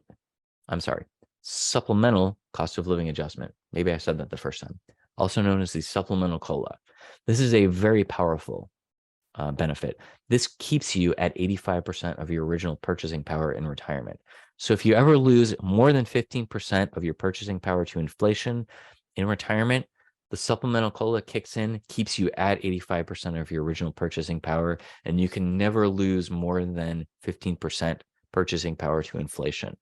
So it's a really amazing benefit, and it's very popular when we ask people to rank the non-guaranteed benefits. Okay, last slide that has any substantive stuff on it. There are some life events. We've already talked a little bit about some of these. If you are going to defer your retirement, which means you're going to stop working and not go immediately into retirement, check out our deferred retirement page. There's some different information that you're going to want to know about retiring out of deferred status or becoming a deferred member. If you want to explore the death benefits that ACERA provides should you die before retirement, check out our page on that, acera.org/death. If you are getting divorced, or maybe divorce is perhaps in the cards for you, or it's just something that you're curious about, divorce and domestic partnership dissolution can affect your ACERA benefits. And so you're going to want to go ahead and check out our divorce page and go through that information. Disability retirement, I already showed you where to find that out on our website. So you under members, you go down to disability. And we talked about that already. Working after retirement. If you're going to go to work for anyone else besides one of our 6 participating employers, that is up to you. If you enjoy doing that, if that's what you want to do after you retire from ACERA, have at it. We don't care. We're going to consider you an Acera retiree, and we're going to pay you your retirement allowance every month. Now, if you do want to come back for your current employer or one of our other 5 participating employers, there are rules and restrictions so that you're going to want to check out. So go ahead and find that page on our website and read those. And if you do relocate after retirement, there's a page on that. We link you to our address change form. It's very simple to fill out. Go ahead and fill it out every time you change, because people don't, and then we can't reach them. And we can't send you your open enrollment guide every year. We can't send you your annual report or any official correspondence. So go ahead and change your address with us. Subscribe to Acera News if you like. We hardly send out any news, just the important stuff at acera.org/subscribe. And we have a call center that is available 9 a.m. to 3 p.m. every business day. And we also have a contact page where you can email us through the contact page at acera.org/contact. So on behalf of Acera's Board of Retirement and Acera staff, we wish you a beautiful retirement. Thanks for spending this time with me. And I wish you a beautiful retirement and a beautiful life and a beautiful rest of your day. So thanks. Good, is it good afternoon or good morning? No, it's afternoon. My name is Gene Hilliard. I'm Vice President Financial Advisor of Emerge Financial Group. We're a financial services company in Oakland. We help our clients with financial planning. We do taxes for folks. We also do take care of accounting for small businesses. Our firm was hired roughly 13 years ago by the county, and at the time by Prudential Retirement, now known as Empower Retirement, to provide retirement planning investment advice, guidance, and retirement planning education to county employees. Okay, a little bit about my background. I'm a licensed stockbroker, financial consultant. I've been doing this 20 plus years, helping my clients create wealth, maintain that wealth throughout their lifetime of their children and grandchildren. Okay, and I'm also a retirement counselor. And my goal as a retirement counselor is to work with each and every one of you to maintain your current lifestyle in retirement. What exactly does that mean? Well, my goal is to help the exact same paycheck that you're getting today. My goal is to help you get that same paycheck in the future, in retirement. The good news is you have a little bit of a head start because you have a great pension through Acera. Now, depending on your tier, whether you're tier 1, 2, 3, 4, you may receive 80% of your salary to potentially down to maybe 30% of your salary if you do a significant amount of time with the county. So you have a bit of a head start. Okay. So before I dive into the presentation, I've gotten quite a few phone calls in relationship to the acquisition. So April 1st of 2022, Empower Retirement purchased Prudential's retirement business. Okay. And that took place last year, April 1st. Okay. So most of the correspondence that you're going to receive is going to come from Empower. Now, there is some remnants of Prudential around there. There's some websites, et cetera. You still have access to that. Everything hasn't fully moved over yet. So we're in the process of converting everything from Prudential to Empower. So I need for folks, if you could, to be a little patient. Make sure you keep your addresses up to date, your emails, phone numbers, et cetera, so we can get in contact with you whenever there is some sort of a change that needs to take place. Okay, so I just wanted to kind of get that out of the way. All right, so let's talk about gearing up for a greater future. Hey, you broke your neck for 40 years, 30 years, you work. Now it's close to your time to enjoy your life, to enjoy your retirement. Okay, so there's some things you want to think about. There are some milestones that you want to start thinking about, things that you need to be doing at certain ages. And I'm just going to kind of cover that. So see where you stand. Okay. And this is what I was talking about. There's some retirement mile markers. right? You want to conduct a situation analysis, determine retirement, how much retirement income you're going to receive, etc. Okay, so I'm gonna go through that over the next 30 minutes. So the first thing you want to do, which is extremely important in the retirement planning process, is to conduct a situation analysis. Right? What exactly does that mean? Well, the first thing you want to do, in my opinion, write down exactly how much you make per month. That is your goal, right? Whatever that dollar amount is, 5,000, 6,000, 7,000. What is the amount of money that you're going to need to sustain your current lifestyle in retirement? And write that down. You want to write down, all right, what's your total retirement savings? How much do you have in deferred comp? How much do you have in other retirement vehicles like 401ks, 403bs, etc.? Okay. How much other assets do you have that are earmarked for retirement? You want to write that down, right? You want to go to Acera.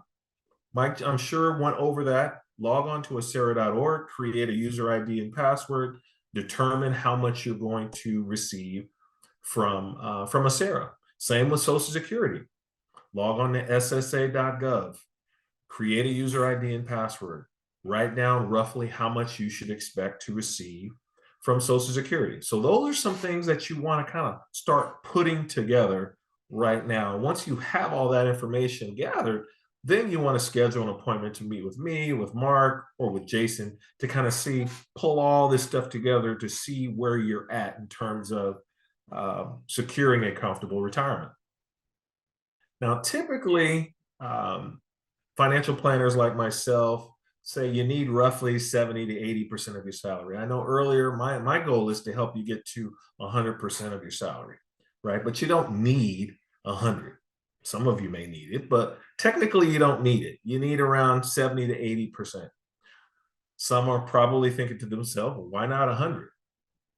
Right? But there's a lot of costs that go away in retirement, right? For example, there's a big chunk of money that comes out of your paycheck that goes into Acera. That's going to go away.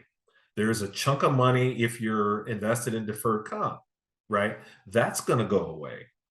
You're no longer needing to pay into Social Security in retirement. So that's going to go away, right? So there's a lot of costs that are going to go away. Hopefully the kids are out of the house, right?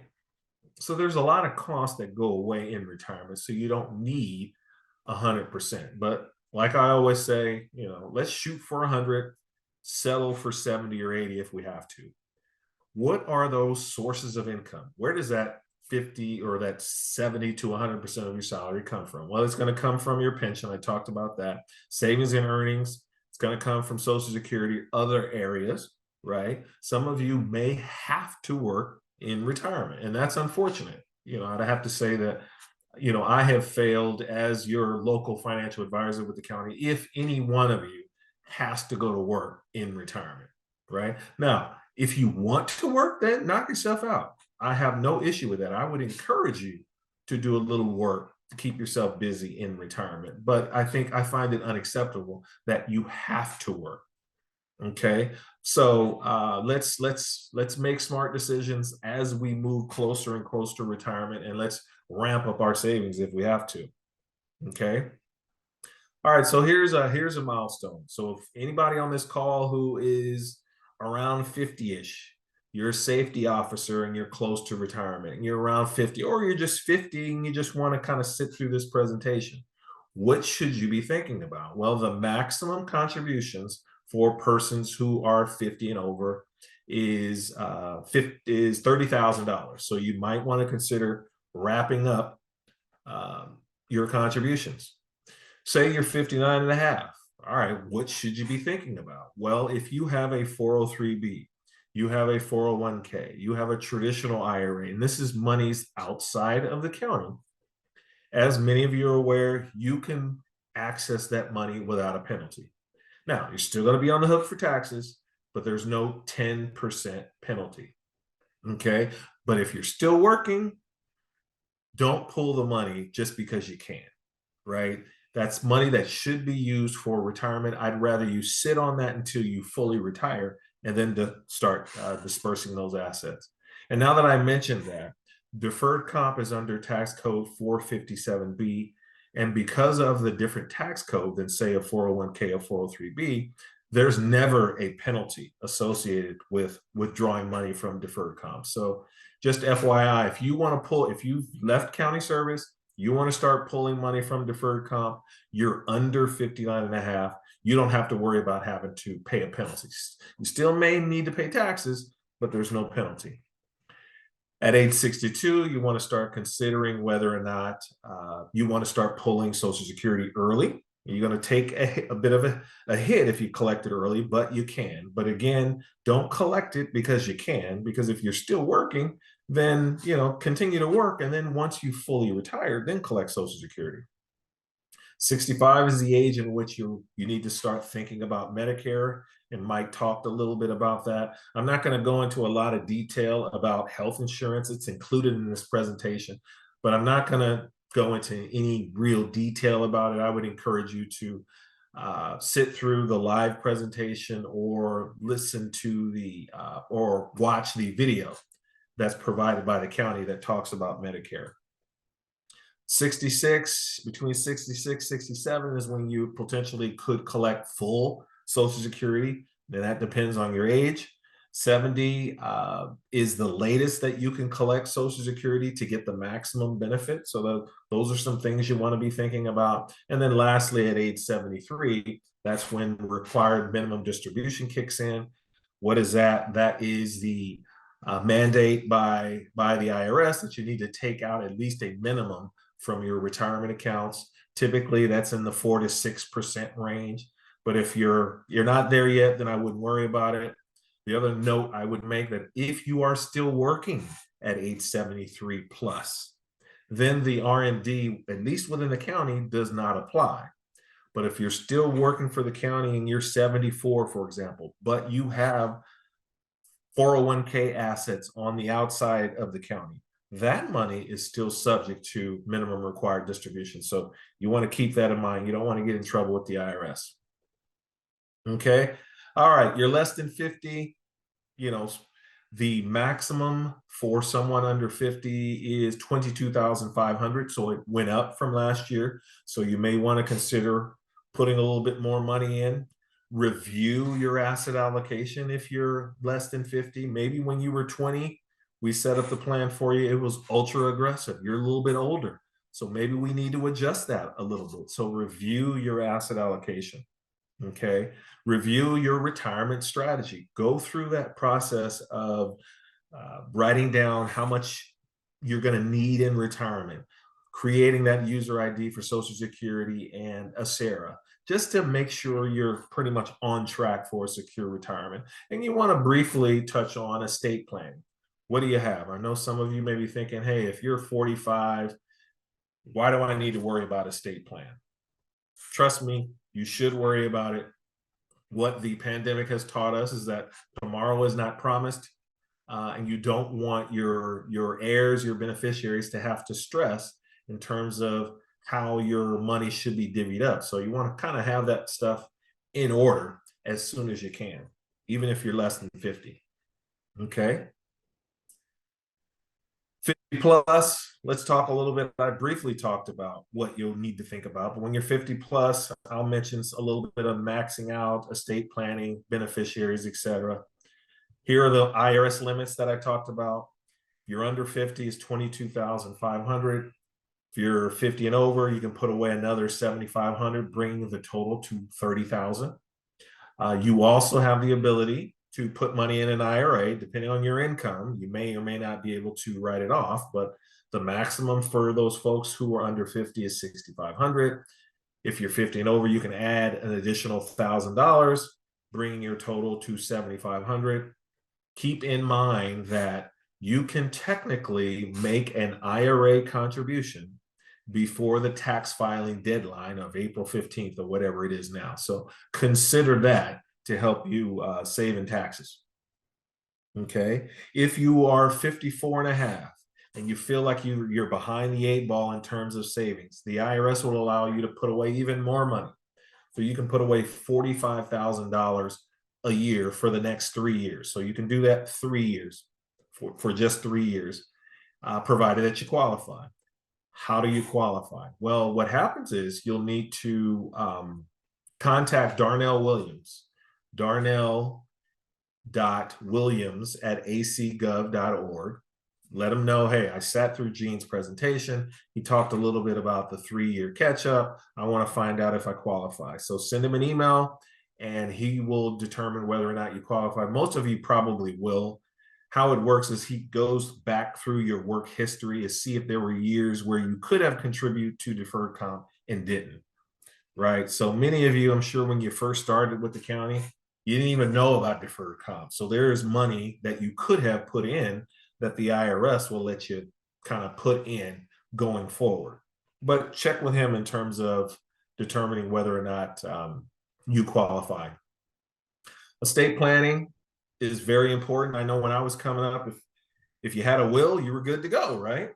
Well, a will is not enough. A will is still a probatable asset. So you want to, and we live in California where our real estate is expensive, where, you know, it's lucrative for a lot of folks who maybe have investment properties, et cetera. So there's taxes involved that you want to try to involve in get resolved prior to passing away. You want your heirs to get as much money as possible.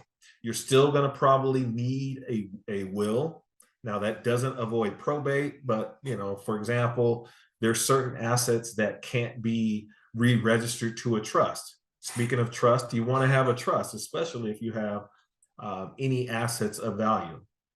But for example, you know, you have a car that you want to give to your grandson or granddaughter, right? That car can't be re-registered to a trust. So that has to go through probate through your will, you know, and you want to make sure that whomever is supposed to inherit it, it's in writing. So the will definitely help with that. That special card talked about that. You want to make sure that goes to the right person. You want to make it easy on everyone. I know some of you may be thinking, well, Gene, I'm dead and gone. So what difference does it make? Well, I can tell you there's a lot of dysfunction that goes on when people pass away.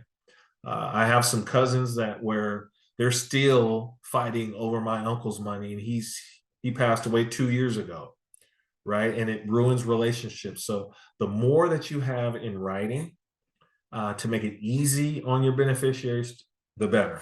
Trust me on that. Probate court. What is probate court? That's basically a process where these are people who didn't have their affairs in order. They didn't have a trust.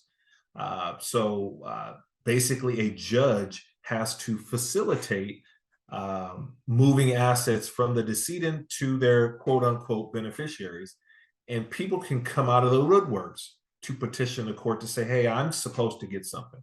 So there is a distant cousin that potentially could come out of the woodworks and say, hey, cousin so-and-so said she was going to give me $100,000, which may or may not be true. So creating a trust avoids that mess or avoids some of that. So consider creating a trust. Now they're not that expensive in my view. You know, you could spend between $1,500 and $3,000. If you are interested in a trust or hiring an attorney for that, I would encourage go through EAP, the Employee Assistance Program, through the county. I'm fairly confident they can hire help you hire an estate planning attorney to create a trust for you. So if you need more information on that, contact EAP directly or reach out to me and I can see if I can point you in the right direction. The other way to avoid probate is to make sure you name beneficiaries. Now, if you have a deferred comp account, you needed to set up the account with a beneficiary. So I'm sure many of you have a beneficiary on your account, but doesn't hurt to confirm it, doesn't hurt to log on to the website and just update or add your beneficiaries again online, okay? And holding your property jointly helps avoid probate. So instead of just having something just under your name, set it up where it's joint with your kids. That's a potential way to skip probate court. Okay. Naming beneficiaries, just log on to AlamedaCountyDCP.com or whichever website you go to review your deferred comp, and then just go ahead and add your beneficiaries. So make sure your beneficiaries are up to date on all of your retirement accounts, including deferred comp. Tax diversification.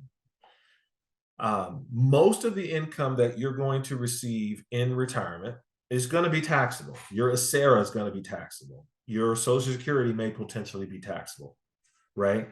Many of you probably weren't aware that there is an after-tax option in deferred comp. So the bulk of your money is probably in the before tax option that's going to be taxable, right? So here's an example of a person that, say, they have $50,000 in deferred comp pre-tax. Once they pull money out, depending on their tax bracket situation, I think this is assuming a 20 to 25% tax bracket, you're going to net $44,000 if you pull out 50. But wouldn't it be nice for a portion of that money to already be taxed, right? So you may want to consider maybe switching from investing on a before tax basis to investing in the Roth. Here's an example of a person who wants the same 50, but they're taking 25 out of the pre-tax bucket and they're taking 25 out of the Roth. They're netting 47,000 and only having to pay $3,000 in taxes. So it's always nice to have a tax diversified strategy when you're in retirement. Give me a call. Let's have a conversation to see if this strategy makes sense for you and your family. Okay. What should you be thinking about when you're 60 plus? You want to start thinking about when should you take Social Security, determining when it's full retirement age, calculating your benefits and taxes. Here is a list of dates or years in which it's determined when your full retirement age is determined. So most people just assume, oh, it's 66 or it's 67. Well, it depends on the year you were born. So here's kind of an outline of truly what full retirement is for a person born in 55, 56, 57, etc. If you're age 60, it's 67 on your birthday. Okay, so log on to ssa.gov to determine when full retirement is. And the other thing you want to do is, I just had a situation where a participant logged online to ssa.gov to view their full retirement age, and their birth date was entered incorrectly. So that could affect when your Social Security is available to you at full retirement. So make sure your information is up to date. So your birth date, make sure your income is listed correctly in there. So that's another good reason to make sure you go into that website to review your Social Security. Many of you, I'm sure, are eligible to collect Social Security. If you got 40 quarters, 10 years worth of wages that you've paid into Social Security, you're going to be eligible. I'm sure there may be some sheriff deputies on the call, people who are in law enforcement that I believe in many cases aren't paying into Social Security. So don't count on it. But you may have had a few jobs when you were in high school or in college where you paid into Social Security. So sheriff deputies, some sheriff deputies, you may get a little. Okay, but the bulk of your income is going to come from your deferred comp or from ACERA, your pension. How does the federal government calculate your benefits? Well, they look at your 35-year work history, right? So they look at 35 years. Now, some of you on this call, you may be thinking, well, I never worked 35 years. I've only worked 20 years. Okay, so if that's the case, then those other 15 years is going to be reduced to zero, right? So that's going to, any year you weren't working, that's going to reduce your Social Security benefit. But just so we're aware, we look at, or the IRS looks at, a 35-year work history. Okay.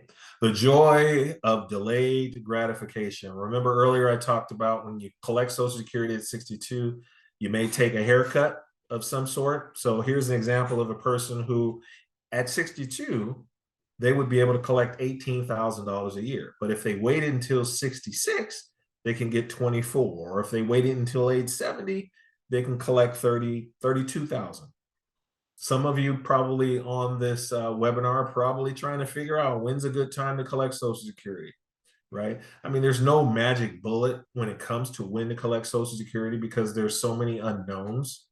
The biggest unknown is life expectancy. How long are you going to live, right? So if, for example, if you plan on living, you got great genes and you plan on living well into your 90s, then when you do the math, collecting it at age 70 makes more sense. Or if you're not the healthiest or you don't see yourself being around too much longer, then collecting it early is probably best. But most of you will fall right smack dab in the middle, collecting it at full retirement.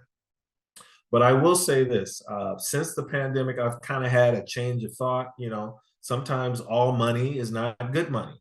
Waiting until age 70, I'm not sure is your best option because you just don't know how long you're going to be around. So I would encourage you to collect Social Security as soon as you can when you're retired. And, I'm not an advocate of collecting Social Security while you're still working, but once you're retired, go ahead and collect Social Security and enjoy your life because, tomorrow's not promised. There's 3 phases of retirement I always talk about. You have your go-go phase, your slow-go phase, and your no-go phase. That go-go phase is that phase when you're just retired, you're healthy, you're spry, you can deal with the pain and the headaches of going through an airport. But then you never get a warning when you move into the slow go phase where you just can't move the way you used to. You don't feel like going places. And then you have your no-go phase where you're just at home almost 24/7 and you don't get a warning of that. It happens. So I want you to enjoy your life, enjoy your money while you can, because again, like I said, not to be a Debbie Downer, but tomorrow's not promised. So retire and enjoy your money and enjoy your life. Okay. Speaking of Social Security, some of it may or may not be taxable. So that's something you want to think about. Check with your tax person, your CPA to confirm. Everyone's situation is different, but just be aware when you're calculating how much you're going to bring in terms of income, taxes may apply to your Social Security. Okay. What should you be thinking about at 65? I believe what I have here is mostly healthcare. So we're not going to go into Medicare, but you do want to think about your withdrawal strategy, right? What's your plan? How much are you going to take out of your deferred comp per year? What percent?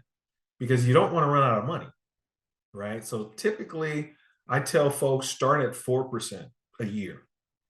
Typically look at 4% a year of your deferred comp balance or retirement balance, and then add that into how much you're going to get from Social Security, how much you're going to get from ACERA. But you want to determine what your withdrawal strategy is going to be, and then just adjust it year after year. Start with 4%, adjust it down or up depending on how your account is performing. Okay. What else should you be thinking about? Well, you got $500,000 in deferred comp. You got $1 million in deferred comp. What should you do? I get a ton of these phone calls. There was a time, probably about 30 years ago, where you had to make a decision in terms of how much you wanted to withdraw per month, and that couldn't change. Right now, times are different. You have a little bit more flexibility with your deferred comp. So if you have $500,000 to $1 million in deferred comp, you can leave it in the plan and let it continue to grow and just pull money when you need it. Right. So you have the option of leaving it here. You have the option of rolling it to an IRA if you choose. That's an option.